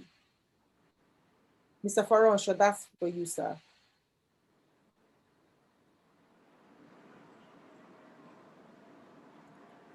Are you there, sir? Apologies, please. Yes, there's a difference. Character, like I said, is the ability to do that which is right at the right time and always, really. It's just to do the right thing. Now, credibility is now external, where people will say, because of you, I will do this. I can, if you notice, character is a bit lower than credible relationship. Credibility. Can you hear me? Yes, sir, we can. Character is a little bit below credible relationship. For you to have credibility, you must merge character and credible relationship. Both of them must go together. If you don't have that, then credibility is not what. If only people in your village know you as being good. If you go to Lagos, you will have to pay for every. Sorry for this for taking time. Let me give an example. In Nigeria today, okay, I am known in Lagos as someone that you can trust. Okay. And even in business circle, they say, oh, if FLS, you want to deal with him, it's okay. I can trust him. You will get things done. Sorry, FLS is what people call me. But you know, when I go across from Nigeria and I go through the borders in other countries, they stop me because I'm carrying a Nigerian passport. The credibility of my Nigerian passport is suspect because I am a Nigerian. But assume that across the border, like a Dangote, who has formed credibility across the world. Thank you. He doesn't only have character, but he has formed credible relationship across the world. I don't think a Dangote is stopped at the border. Any airport, really. So that's the difference is that you move character, not just in your local environment, you mix it with credible relationship across the board, and that gives you credibility. Thank you. Thank you so much, sir. Asma, do you want to chip in something to this? Like, what's the difference between credibility and character? Do you have any additional ideas? Yeah. Well, from my point of view, my humble point of view, I believe that credibility is something that you rely on. You use it as a certificate. You wouldn't go to the dentist if you didn't see his. If you didn't know he's certified. Yeah. So I think that's one of the main credibilities a person would hold. The character is the personality of that person. You might not need the degree for it, but that's the character where it can be sharpened. It can sharpen big time the professional person. So this is, I think, how can I form it in a very simple way. Yes, thank you so much. I think this other question is for you. Like, what are the key elements for remaining calm during the tough times? Okay, the first thing I keep highlighting about positivity. Even if it comes to you, you never know what's good, what's the best. Maybe if it comes during a difficult time, you have been dismissed from work and you lost your job opportunity. Think about it as an opportunity to learn more, get something that you always have been eager to learn. Think about it, that's a break, although nobody likes the way it has been formatted, because too many people suddenly lost their jobs or didn't receive financial income and financial support, and it put many people, even people around me, has been massively affected. And it is really not an easy time, but we still keep thinking, don't lose hope. Clear your head. Don't think about the problem.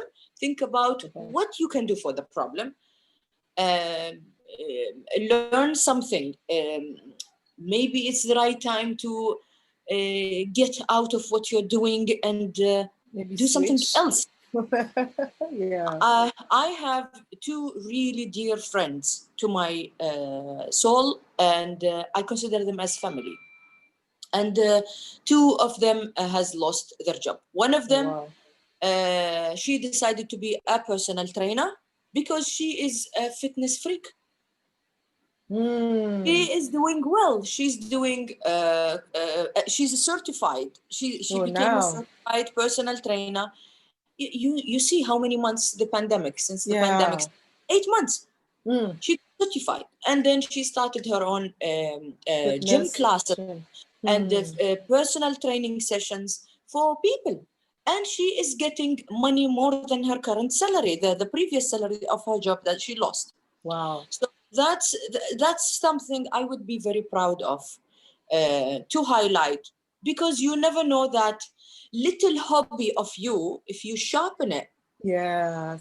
if you put into it the right character and the credibility, you make the right company. Fantastic. I love it. I love the Keep the connection positive, between all. yes. And honestly, sometimes people will sit and closed on themselves and think negative about what can I do, why this happened to me. But I would rather to do the opposite, totally the opposite. Think positive.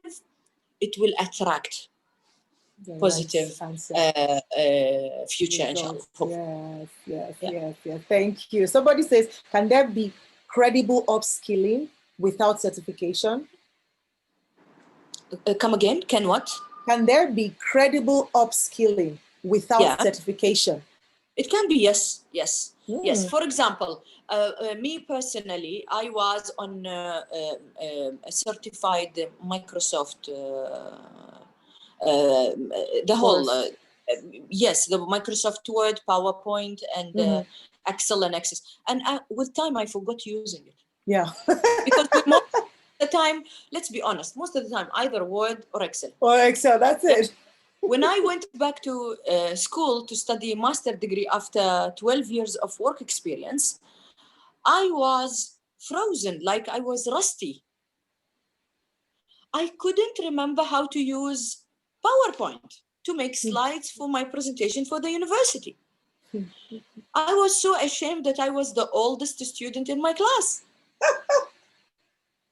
Because usually master degree students will either come after bachelor degree after a year or two. So I was after 12 years and I was sitting like, oh my God, I'll fail.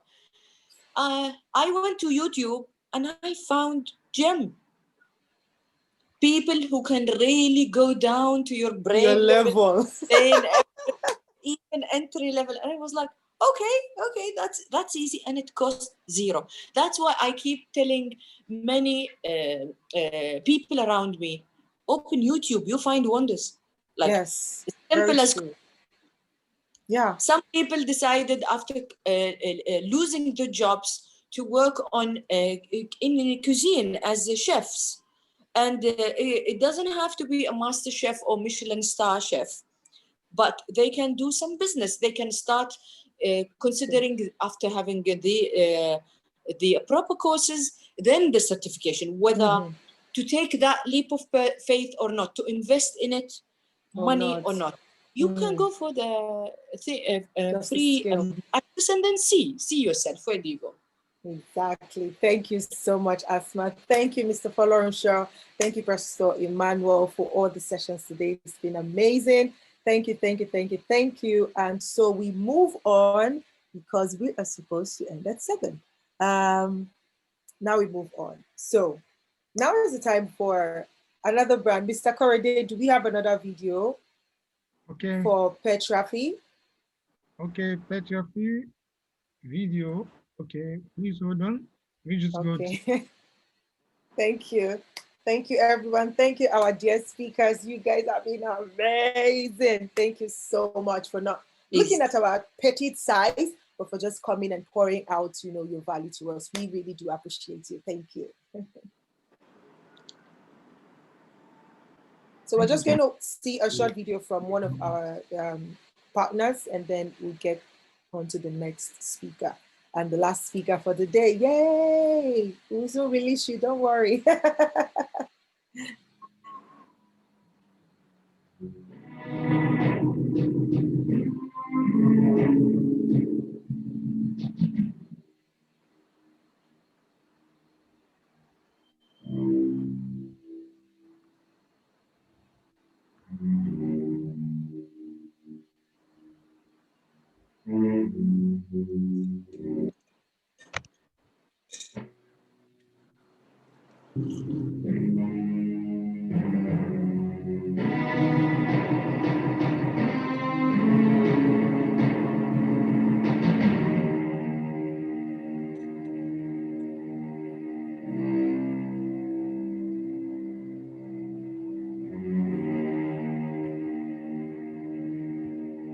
Okay, thank you so much. Let me quickly just go through uh, each. Can you hear me? Yes, we can. Yes. So let me quickly just go through each person. We are doing this because all these people make this possible. Let me start from Osalu Culture. Osalu Culture is a fashion house in the UAE. Looking for when you're talking about African print, when you're talking about dress, regardless of whatever kinds of attire you want to turn into a piece of dress. We're losing your voice a bit. You're getting lower, so please maybe Okay, speak I up was or yeah, trying to let you. Can you hear me now? it's a little bit better. Okay, so when we're talking about attires, different type of attires that you want to fit yourself, from corporate to casual to everyday wear, then you can talk to Osalu Culture. You can check them on Instagram. Then quickly talk about Million Homes. I mean, I'm sure we'll be talking about these very well tomorrow. What Millions Homes is all about. It's all about real estate. It's all about opportunities that we can all access in. And even while we are in the UAE, there are so many opportunities. Spring Media, I'm going to leave that to you, Ejiro, to do justice to Spring Media. All right. You Uh, want me to do that right now? okay, you do that right now. Then Okay, we'll move. fantastic. Okay, thank you so much. So I'm representing Spring Media here as well. Spring Media is a new media company in the UAE, and we are focused on the African market. Basically, we want to kind of shed light on the African businesses in the UAE. So we are into advertising, into media, so like social media management, website building, but also we have a news arm, and you can visit our website on www.springmedianews.com, where we share news in the UAE and also across Africa. So basically, we are an African brand trying to uh, promote African excellence and ingenuity. So that's what we do at Spring Media. And it's a pleasure to be a part of this. Thank you so much, Ejo. Quickly, because of time, I go to into Leaders Without Border Developmental Center.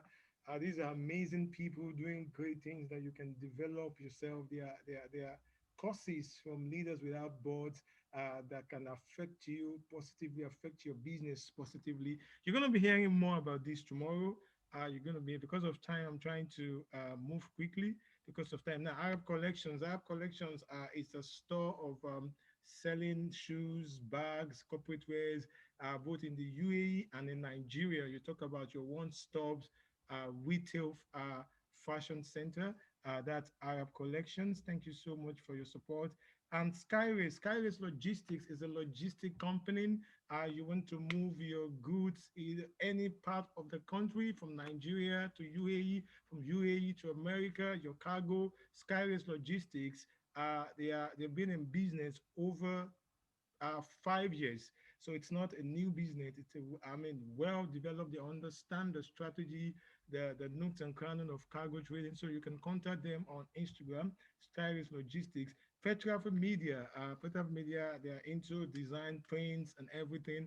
All our graphics, every beautiful graphics that you're seeing was courtesy of this wonderful branding company, platform media. And this is Ope Oluwaoni. Now, there is a, I'm going to be talking about that tomorrow, but I just want to say, okay, Ope Oluwaoni, it's a brand name they make in conjunction with Osalu Culture, Skyways, Petrofy. They make a gift. So there is a gift for you. You are winning a prize. You're not just learning, you're winning a prize attending this summit. So tomorrow we are going to be revealing that. That was brought courtesy of Opeoluwa Oni, Osalu Culture, Arab collections, and Skyrays, they brought that to you. I think on this note, I will move to Ejiro as we go into the next topic. This next topic is so much important to me and to everyone. It's talking about branding your business. So Ejiro, over to you. Thank you very much, Mr. Korede. Thank you. So we're moving to the last session on the summit, and it's going to be we're going to be listening to Eno Praise. He's going to be talking about brand perception within and beyond your space. So you want to pay attention. Let's ask our questions when it is time, and let's have a fantastic engagement as we go. And I'm just going to read his profile. Dr. Praise sits on the board of several organizations. I believe that is sits, I'm sorry. Dr. Praise sits on the board of several organizations, including Todoroki Africa. Todoroki Africa is a strategic global consulting firm that provides branding, corporate trainings, human resource, innovative strategy, consulting, operations services, and integrated media solutions. They work internationally in Africa, Europe, America, and the Middle East and Asia. Its training focus covers performance improvement courses that enable sublime performance in individuals, groups, or organizations, such as executive presence, customer experience activation, workforce acceleration, image consulting, nation building, business development, business and personal ethics, personal and organizational branding, people management, social protocol and etiquette, and much more. So it's going to be a power pack last session. Let's let the energy continue to build in the house. Let's put it together as we have Mr. Eno Praise come on board. Mr. Eno, are you there? Dr. Eno Praise. Yes. Yeah. Good to have you, sir. Okay, I think your network is dancing moonwalk. Can you all hear me? Okay, it's getting better. It's getting better. But can you hear me? Yeah, we can hear you now. Oh, loud and clear. Good. Thank you very much for having me here. Thank you, Mr. Korede. Thank you, Ejiro. Thank you very much. I mean, it's been crazy. I've been trying to battle with network since yesterday. It's been on and off, you know, but thank God it's okay today. All right, so I'll be talking about branding. I'm not going to take much of the time, but I'll just go straight to the point, things that you need to understand about branding. So first of all, what is branding? A lot of people say branding, organizational branding, personal branding, but in this context, it's about branding, personal branding in your space and outside of your space. So first, you need to know what branding is. It's a perception, what people think of you when they think of you. So I'm just going to mention a couple of names, and then what comes to your mind when those names come up. For instance, Denzel Washington. When you hear that name, what comes up? What comes up your mind? Movies, yeah, movies. You know, when you think of Mark Zuckerberg, what comes up your mind? Facebook, right? Good. And then when you think of Apple, what comes up your mind? Steve Jobs.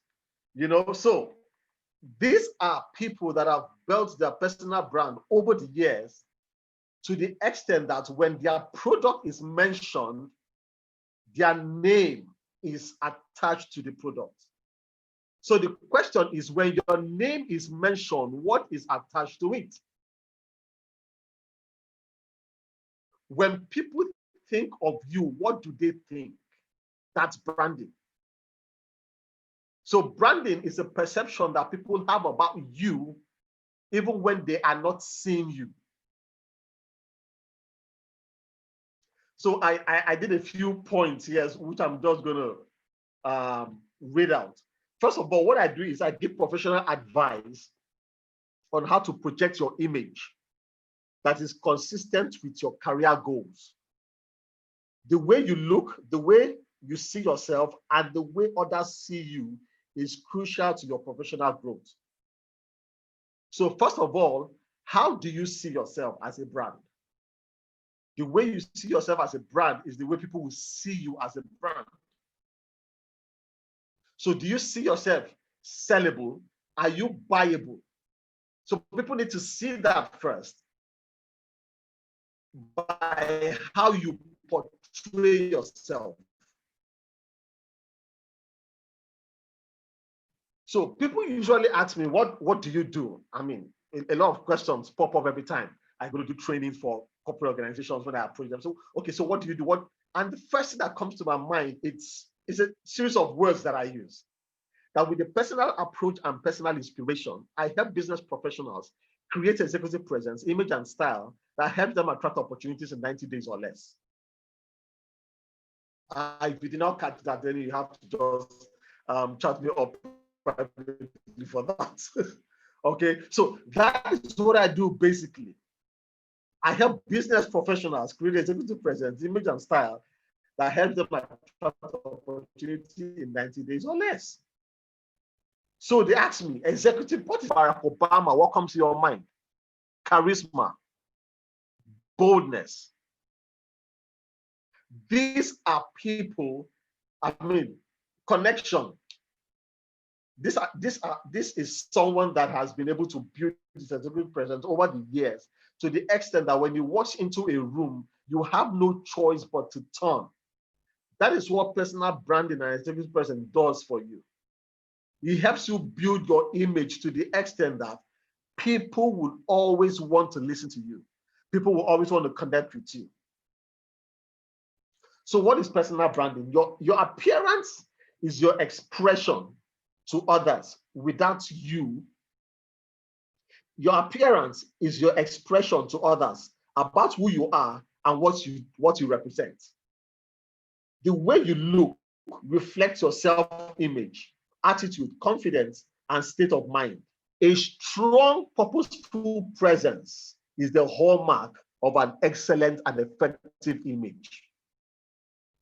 So first of all, people need to see your appearance. They see you before they listen to you. They accept you by the way you're dressed before they even listen to what you're saying. I will always say these words. You do not dress like a suspect and expect to be treated like a prospect. I'm going to say that again. You do not dress like a suspect and expect to be taken like a prospect. So if you want people to take you seriously, you have to dress seriously. And dressing is part of personal branding. So as an entrepreneur and a business professional, your image is one of your most powerful tools. When you step out, I mean, you've always heard the word dress to be addressed.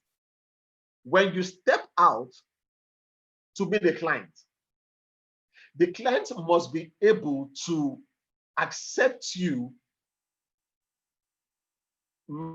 mentally before you even begin to speak. Because what people look at is your outward appearance. Now, the container, which is you, must correspond with the content, which is your message. A lot of time, people have good content, but bad container. And a lot of time, people have a good container, but bad content.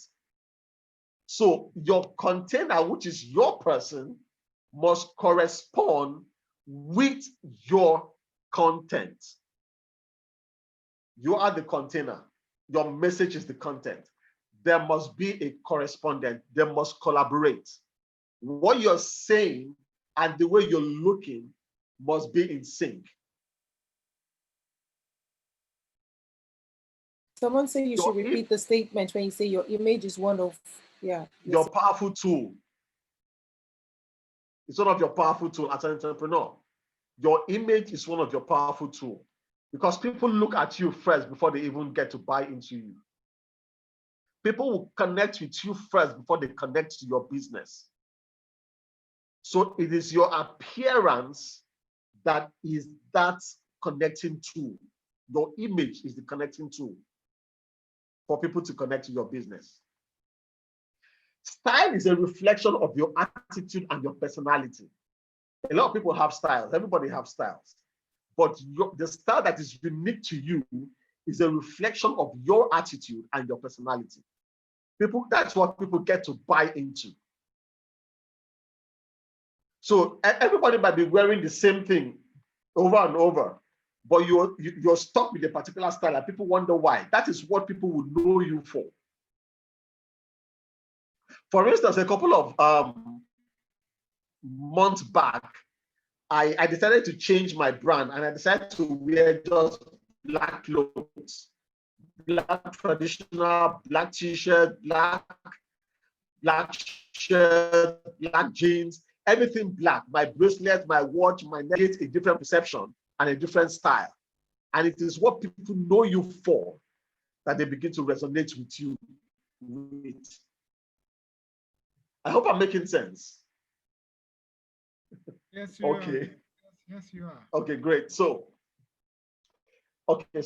it is your personal brand. I said this earlier. It's your personal brand that connects you with people and attract them to your business. People connect with people before they connect with your business. It is your personal brand that connects with people first. And after that, it attracts them to your business. For instance, let's look at Elon Musk. If you go to his Twitter handle, he has more people on his personal Twitter handle than he has on his 3 businesses combined together. Why? Because people follow him, and when they follow his personal brand, he directs them to his businesses. So that's what happens when you have an impeccable personal brand. People connect with you first before they get to connect with your business.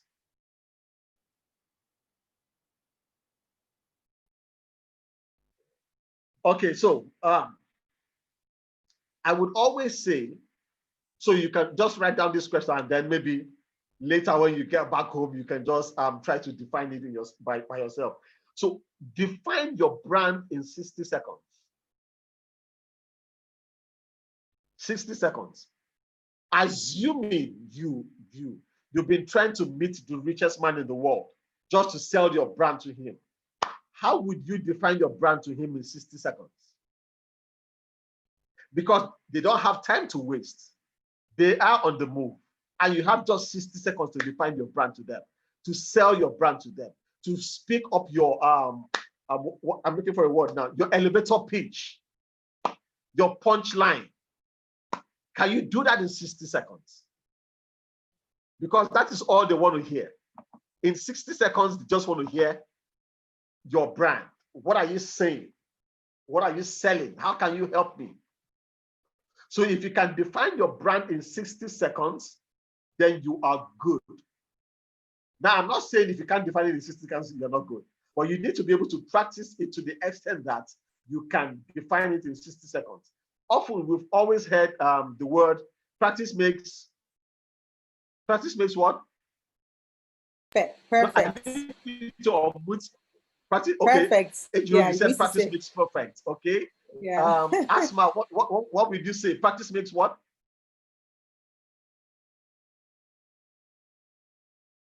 Ejiro said practice makes perfect. Okay, who can help me with that? Practice makes what? Mastery. Practice makes what? Mastery. Bolaka says mastery. Mastery, okay. Any other person? Any other person? Excellent. Excellent, okay. Practice makes excellence. Okay. Practice makes competence. Let me bust. Makes competence, okay. Yeah. Let me bust your bubbles, okay. Practice does not make perfect. Practice does not make excellent. Practice does not make, what was the other word? Competence. Permanent. Okay. Progress. Progress. Practice makes improvement. Practice does not make perfect. Practice makes improvement. The more you practice, the more you improve. And in your strive for perfection, what you get is excellence. Practice makes improvement. For instance, look at Usain Bolt. I mean, he was the fastest runner.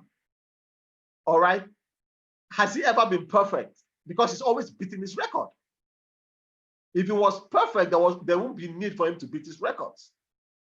So practice makes improvement. You improve every time you practice. So back to the 60 seconds branding tips. Define your brand in 60 seconds. The more you do it, the more you practice it, the more you improve. The more you practice, the more you improve. To the extent that you can definitely define your brand in 60 seconds. Like I said, people will always ask me what I do. Now, it took me a couple of hours to be able to define my brand. Like I said earlier, with a personal approach and personable inspiration, I help business professionals create executive presence, image, and style that helps them attract opportunities in 90 days or less. That is less than 60 seconds. So every businessman, every entrepreneur should be able to define their brand in 60 seconds. Because when you're selling to a potential client, when you're selling to a prospect, you need to be able to define that and then move on to the next thing. Define it in a way that it keeps their head open and then they're asking for more. Am I making sense here? Yes, you are. Can you say Yes, that you again? are. What you do? Great. This you should I say hope your I'm not too purpose fast. statement again. Right? We want to hear What your did you say? purpose statement again. My statement again. Okay. Yeah. With a personable approach and personal inspiration, I help business professionals create executive presence, image, and style that help them attract opportunities in 90 days or less. So I'm guessing that most of your prospects will be like, really, in 90 days or less? Tell me more. Now you understand it. So the next question is, in 90 days or less, please tell me more. So you need to be able to put it in a way that it attracts their attention. And then they are ready to ask you more. They are ready to engage. And at that point, you've left the branding of your space into your outer space. At that point, you're dragging clients because they want to hear you. They want to hear how you do it in 90 days or less. They want to hear how you can help them achieve this. All right? Okay, so I said something a couple of days ago. I might need to read it out. Having a strong personal brand helps justify charging premium price for your product or services. Without a strong personal brand, you become a commodity that competes on price, and there will always be competition that can beat your price. So what stands you out, what keeps you apart, what sets you apart from your peers and your competitors is your personal brand. When your personal brand is impeccable and it stands out to the extent that people cannot ignore it, at that point you can charge premium. For instance, Les Brown. He has a great personal brand to the extent, he has brought it to the extent that his personal brand is affecting his business. And at that point, he's charging premium for his services and people are willing to pay. So you ask yourself, why are people not paying premium for my services? What's your personal brand? What's your personal brand? Sir. Yeah, what's your personal brand? Why do people want to buy Tesla? Personal brand. Why do people want to buy the Lamborghini? Personal brand. So when your brand is impeccable and strong, people don't mind paying premium for it. People don't mind paying premium for it. So how then do we build this impeccable personal brand? Could you just give us, I know there's no much time, but could you just like 2-3 key points? How can we build this impeccable personal brand?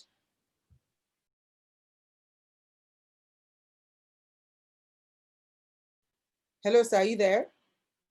Oh, network, are you there?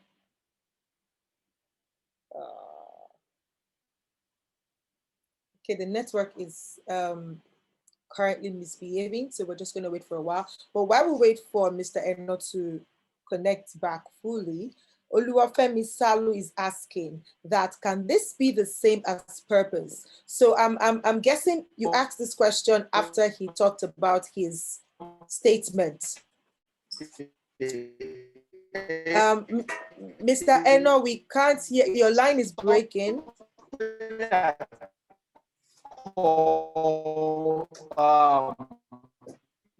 Is this just me or can everybody hear Mr. Eno? Hello? Now, executive presence is about developing. Yeah, can you hear me? Okay, we can hear you now. We couldn't before. Oh, now it's completely out. So let's wait for him to get back.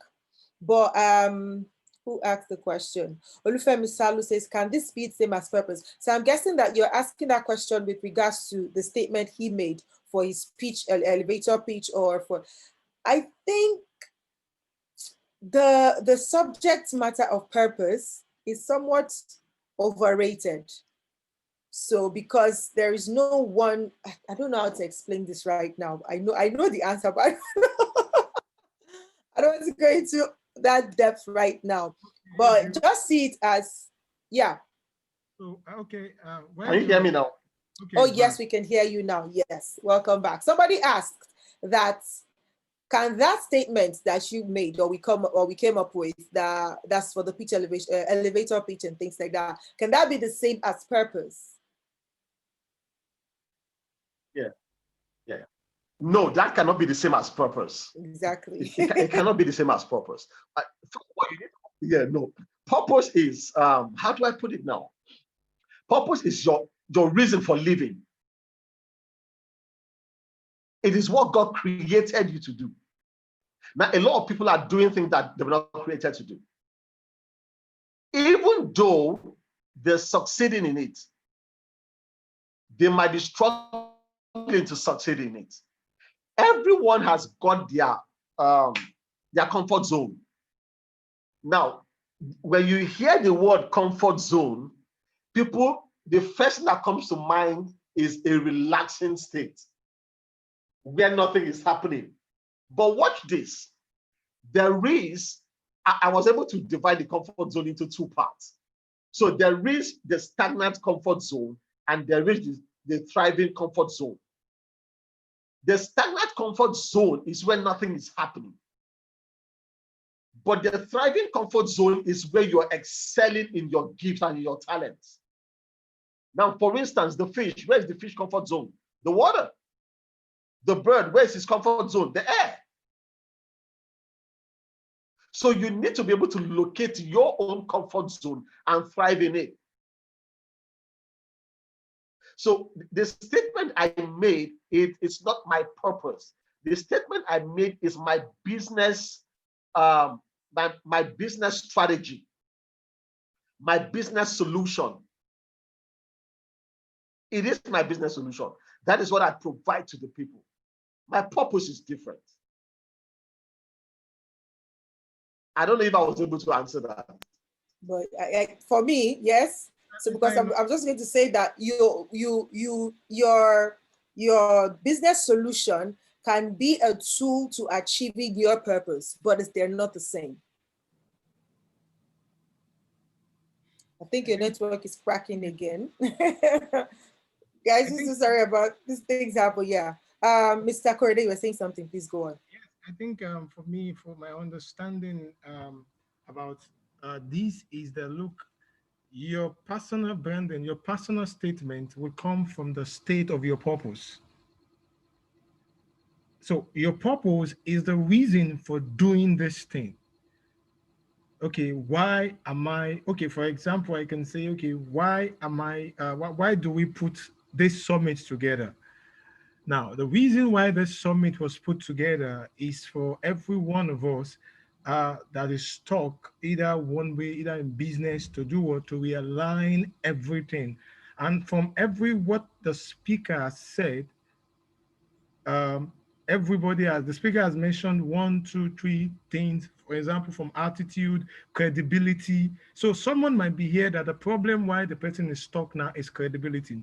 So So what I'm selling is that, okay, my personal statement I have sold at the beginning of this session is that every section of this summit would transform you.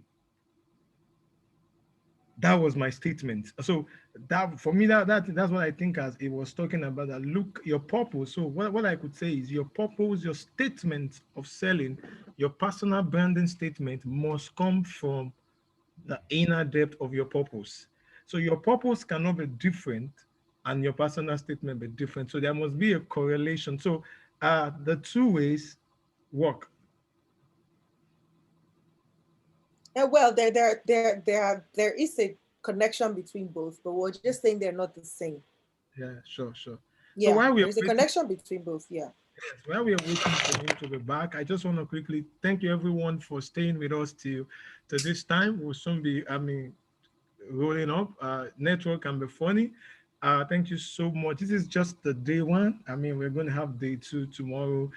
Tomorrow, we're going to be talking about risk. We're going to be talking about crisis management, risk, how to dive into risk. Tomorrow, we're going to be talking about how to harness other opportunities. And tomorrow, we're going to be talking about okay, all these things that we've understand, how do we drive it? That is understand. And by tomorrow we'll be having Nia Adesonya joining us. Tomorrow we'll be having Ogalia Koboma, one of our speakers. She is on this platform joining us tomorrow. We're going to be having Okpelu Aoni joining us tomorrow. And then we're going to be talking about business branding also tomorrow. What Mr. Eno is talking about is personal branding. Now, how do you now make this personal branding into your business? So we're going to be analyzing that tomorrow. So we're going to be, I look forward to having every one of us join again tomorrow.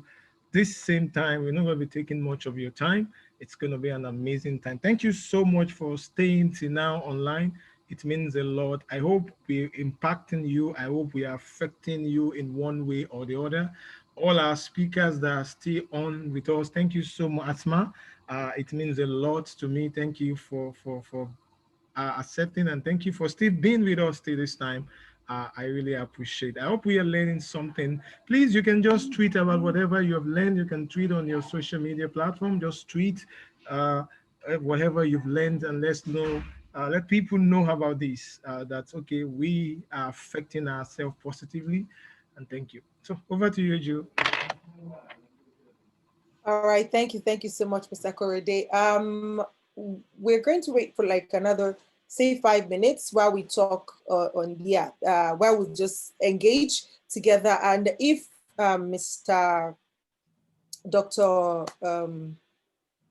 Dr. Eno is unable to connect again, we're going to try to reach him. Mr. Korede, please help try reach him, maybe on WhatsApp or via a call to see if he's still able to connect, so that if not, we are able to round this off for today. I believe, because personally, I have written down a lot today. And so we've learned a lot today. So I believe that we've already taken in enough things that will get us thinking, that will get us re-strategizing and repositioning, when the session started today, Pastor Emmanuel was talking about how some people have already written off 2020. Please, if you were in that school of thought, I don't even think you are, because if you were, you would be in this summit at all, right? So, but if you were thinking about it, maybe because of the way things have gone this year, and it feels like, it's just less than 50 days to go or thereabouts, and I'm like, what is left in this year? Let me just know that this year has been written off. Please, please, please. Now is the time to readjust your mindset, to embrace the growth mindset and leave, the rigid mindset alone, because you just want to say, okay, this is what it is. There are, let's say, 45 days to go or 46 days to go in 2020. What do I have? What do I have right now that I can leverage on? If for nothing, to better position me for the coming year. Because you don't want to say, oh, I've written out of 2020. Okay, so then what next? What happens as 2021 approaches, right? So I really hope that everything that we've learned today, every point that our speakers have raised today, that it will help you or set you in motion just to start preparing. Just as a recap, some of the pointers or some of the things that we've talked about today, it's like, you know, being a disruptor is breaking out of routine thinking. So stop thinking that, oh, because you lost your job, or oh, because your business cannot thrive because of the way things have changed. How else can you do that business? Or if that particular business is not working, remember the story Asma shared. How can you look within to say, okay, I have this other talent. What can I get out of it? How can I hone this talent? How can I scale it up in skills and just, okay, begin to offer services? Yes, I know that the thoughts of certification will come in. And I can tell you that that's also like something that can hold you back if you hold on to that. And that's part of the stiff mindset, right? But if you want to go by the growth mindset, yes, I do not have a certificate.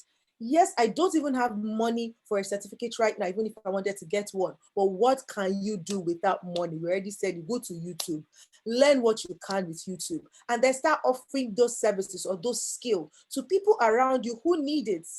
Even if you have to do it pro bono, because that way you are building what? Credibility. Because when you do the job well, then you can say, you know what, I'm doing this for you for free, but please, can you refer me to your friend, but tell them this is the amount I charge?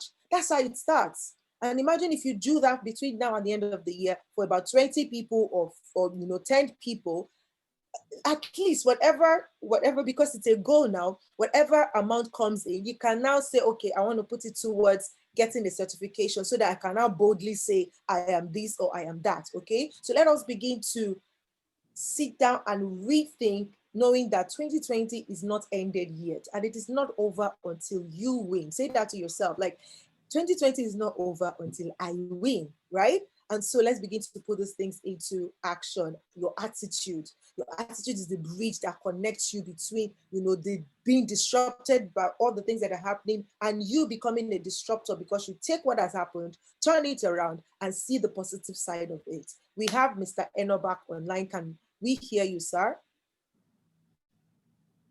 Is your mic muted? Okay, now we can hear you. Thank you so much. Network has been crazy, so sorry.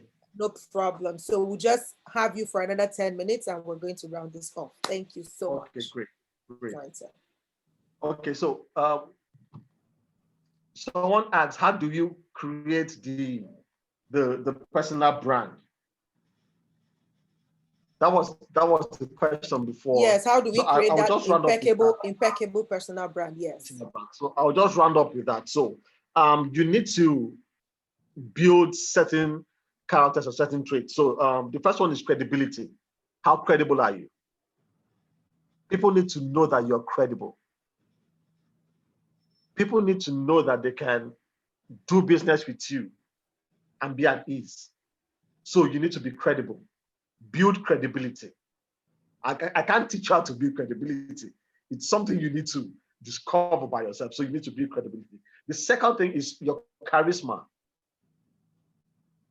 You need to learn from people. Now, over the years, I had to watch certain people. I had to sit down to watch Barack Obama, how he talks, how he relates with people, how he dresses. I had to sit down and listen to Tony Robbins. I had to listen to Brian Tracy.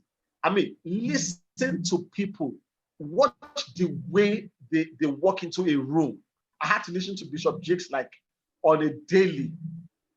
I had to watch people that are out there that are doing things, and then begin to pattern your life like they do. Watch them, understand the way they carry themselves. So you need to build charisma also. And then the next thing is connecting. How connecting are you to people? How interacting are you? When you go out for an event, are you engaging with people? Do you interact with them? It is through your interaction that you begin to build strength and build boldness. Most times why people do not interact is because they are scared that when they speak, they might say something wrong. So for you to be able to build that, for you to be able to build that strength and that boldness, which leads me to the next one, which is confidence. You need to be able to study and learn the things in your space. My mentor will always tell me something. He say, know one thing about everything and know everything about one thing. Know one thing about everything and know everything about one thing. So when you study, when you learn, it builds your confidence. You're able to speak irrespective of who is in front of you. So your learning power is what increases your earning power.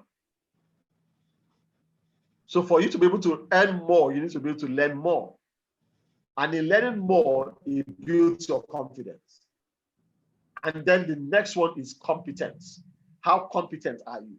Building competency helps you in whichever way. So when you're studying, you're learning, you're building competence, you're working, you're putting it into work. Practice makes improvement. It is improvement that builds competency.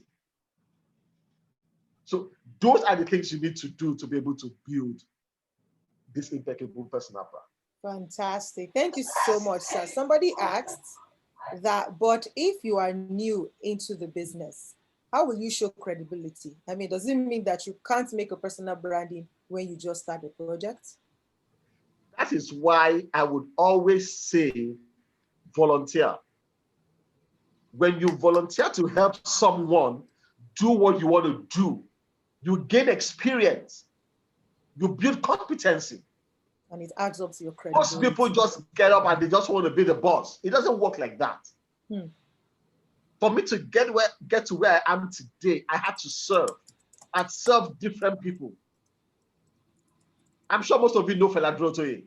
Yes. I have served Fela Durotoye. I've served people. So for you to be able to build that company, I mean, you're new in the space. Build credibility by serving, volunteer to do it for free. Thank you. Thank you. I think like that really put it all together. Service, service, service. Even when you are now on your own as the boss, you still need to serve the people to stay relevant. Definitely. If you are not serving, then what are you doing there really? That is the essence of what we're doing. Yeah. Everything we're doing is service. Yes. So as a leader, you need to understand, like John Maxwell said, he said everything rises and falls on leadership. Now, leadership is all about service. True.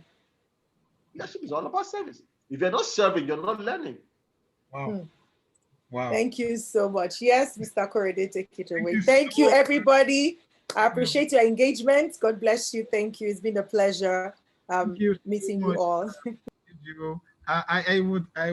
There is something that has repeated itself since we started, since Pastor Emmanuel started. It has been credibility, credible, relationship. I think that's a great foundation today. Now I'm going to read something Asma said, she said something, said credibility is like a certificate. People will come to you when you are credible. Credibility, for me, that's what it is, like a certificate. You can say, okay, I do this. Okay, you do that. For example, from the part of the country where I come from, there are some people that repair your electronic device, or some people that repair your cars.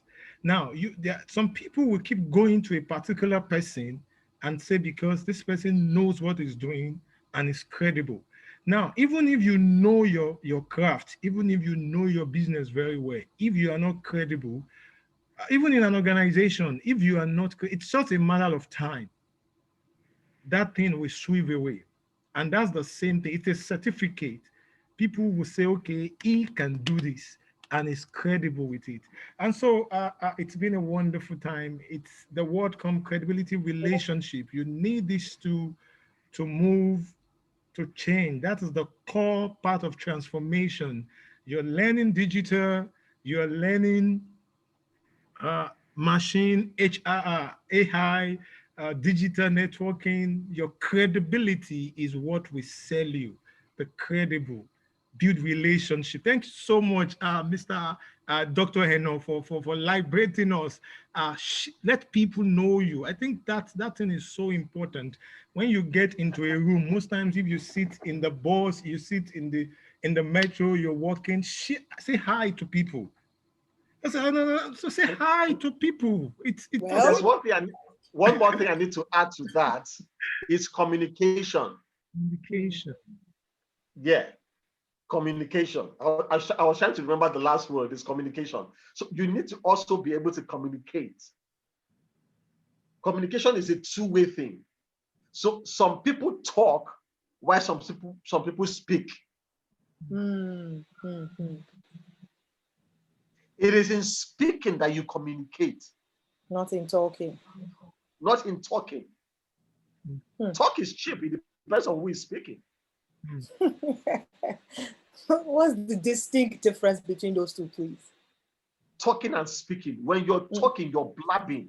When you're speaking, you're communicating to the soul. Making sense. You're just making sound when you're talking. So you're making sense when you're speaking. That's why they will say, can you come speak at our event? They won't say, can you come talk at our event? So speaking is engaging. Communication is engaging. So as much as you have all of that, the credibility, the competence, the connection, the confidence, you need to be able to communicate, learn communication. The truth is, a lot of entrepreneurs need to go and learn communication skills. They need to learn public speaking skills. Not because they want to be public speakers, but no, not because they need to learn to communicate. Yes, you have value, or you cannot communicate your value. What's the essence? True. You have competence, but you cannot communicate your competence. What's the essence? What's the need? You are credible, but you can't tell people how credible you are. My goodness, if you want to dig deeper, we can keep opening it up like onion, and we keep getting into a deeper layer. So yeah, but with everything that we've gotten here today, please, there is no point coming for a summit like this, spending about 2 to 3 hours listening to about 4 speakers, and then you go back and not do anything with what you've learned today. Please take action. Like, that is what makes the difference. That is what makes you a speaker and not a talker. Take action. If you think, oh, where I'm falling short is credibility, how can you serve so that you can get credibility, so that you can gain competence? If you're looking for how to communicate, then put yourself out there in such a way that it's going to be uncomfortable at the beginning. But the more you do this, the better you get at it. Practice makes improvement. And the more you improve, and remember Mr. Florentius' talk, he says, do not waste any pain. You see that pain that you feel when you feel like you're in a place and you said something and maybe the thing didn't make sense and people laughed at you. That's an embarrassing pain, right? But don't let it go to waste. Don't just feel the embarrassment and get back into your shell. No, rather go read up, go learn something, so that the next time you are in a situation like that, you know something better to say. Thank you so much. We don't want to keep you here any longer. But let me even start by practicing now. So my name is Ejiro Osakede. I am an energetic being, and I like to pass on my energy to everybody who I meet. And I do this for God and humanity. I help people who have already set out goals for themselves, but I help them to stay accountable to taking those actions that they set out to do. This is one of the things that I do. And so working with me, I'm just going to push in some energy to like, you have to do it. Do it, okay? So you can connect with me on social media. My name is Ejiro Osakede across social media. So any of the platform that you belong to, even if you're not on the normal social media, you're on the professional social media, which is LinkedIn, Ejiro Osakede, it is. Osakede, it is. Thank you so very much, Ejiro. Thank you very much, everyone. Thank you for having me, sir. We're shutting down. now in the next 2 minutes. Everyone that is here, I really appreciate the speaker from Pastor Emmanuel. I'm just scrolling through and I saw that Pastor Emmanuel is still even here. I Oh, mean, wow. joined God even bless you, sir. before anybody joined. Thank you so much, sir. It means a lot to me. It means a lot to every one of us that is here. I think the anointing is in the house. You know, it started from you and it takes us down, down, down, down. Thank you very much, sir. God bless you for your time. God bless you for believing in this. Thank you so much. Thank you very much, Asma. Thank you very, very much. Like I used to tell people, I've not seen Asma I face to face. Oh, wow. Thank you, Everything has been Asma. were to work in an organization where she worked for in the UAE for a while, and I've not seen her before. And the connection, each time I reach out to her, she's always ready to. She's a coach to me, and she's been helping. Thank Thank you so you. much, Asma, for Oh. this time. It means a lot. Thank you very, very much. Most welcome, dear. Anytime. Okay, thank you very much, Dr. Heno. Dr. Heno, you are wonderful. You are superb. I know Dr. Heno in the days of Feladu Toye. He's hot like this. He is hot, hot, hot. Thank you so much, Dr. Heno. Thank you very much, Mr. Thank you Follow. very much. You paid a very big price to be with us. And I must say, Yeah. I would like you God to know, bless him. reaching to us from the hospital bed. He was he was speaking from the hospital bed. He told me that I'm on the hospital, but I'm going to do this. So it means a lot to me. Thank you Yeah. very much. Thank you so much, Mrs. Ogele, for being part of this. Yes, God bless you from the start to now. Now she's been awesome. She checks on me. She say, "What are you doing? What's doing?" Thank you very much. Thank you to all our partners for doing this with us. Osalu Kocho, thank you so much for joining today. Arab Collections, Skyways, Petro Design, Spring Media, every one of you. Thank you. See you guys tomorrow. We're not going to be rounding up tomorrow. Every speaker, every participant, I'm going to just be mentioning your name once from quickly, I just need to say this to just appreciate every one of you, from Augustine Karin to Collins Omeke to Folake Ogundele to Yame to Wambi. I think some people has dropped off because of time. Everyone, this is what I'm seeing on my screen now. That is what I could mention. Every one of you, to Damilola Salu, Maxi Homo, Wambi, every one of you, thank you Amen. so Yeah, much. thank you. See you guys All tomorrow. right. Bye. Thank you so much. Bye.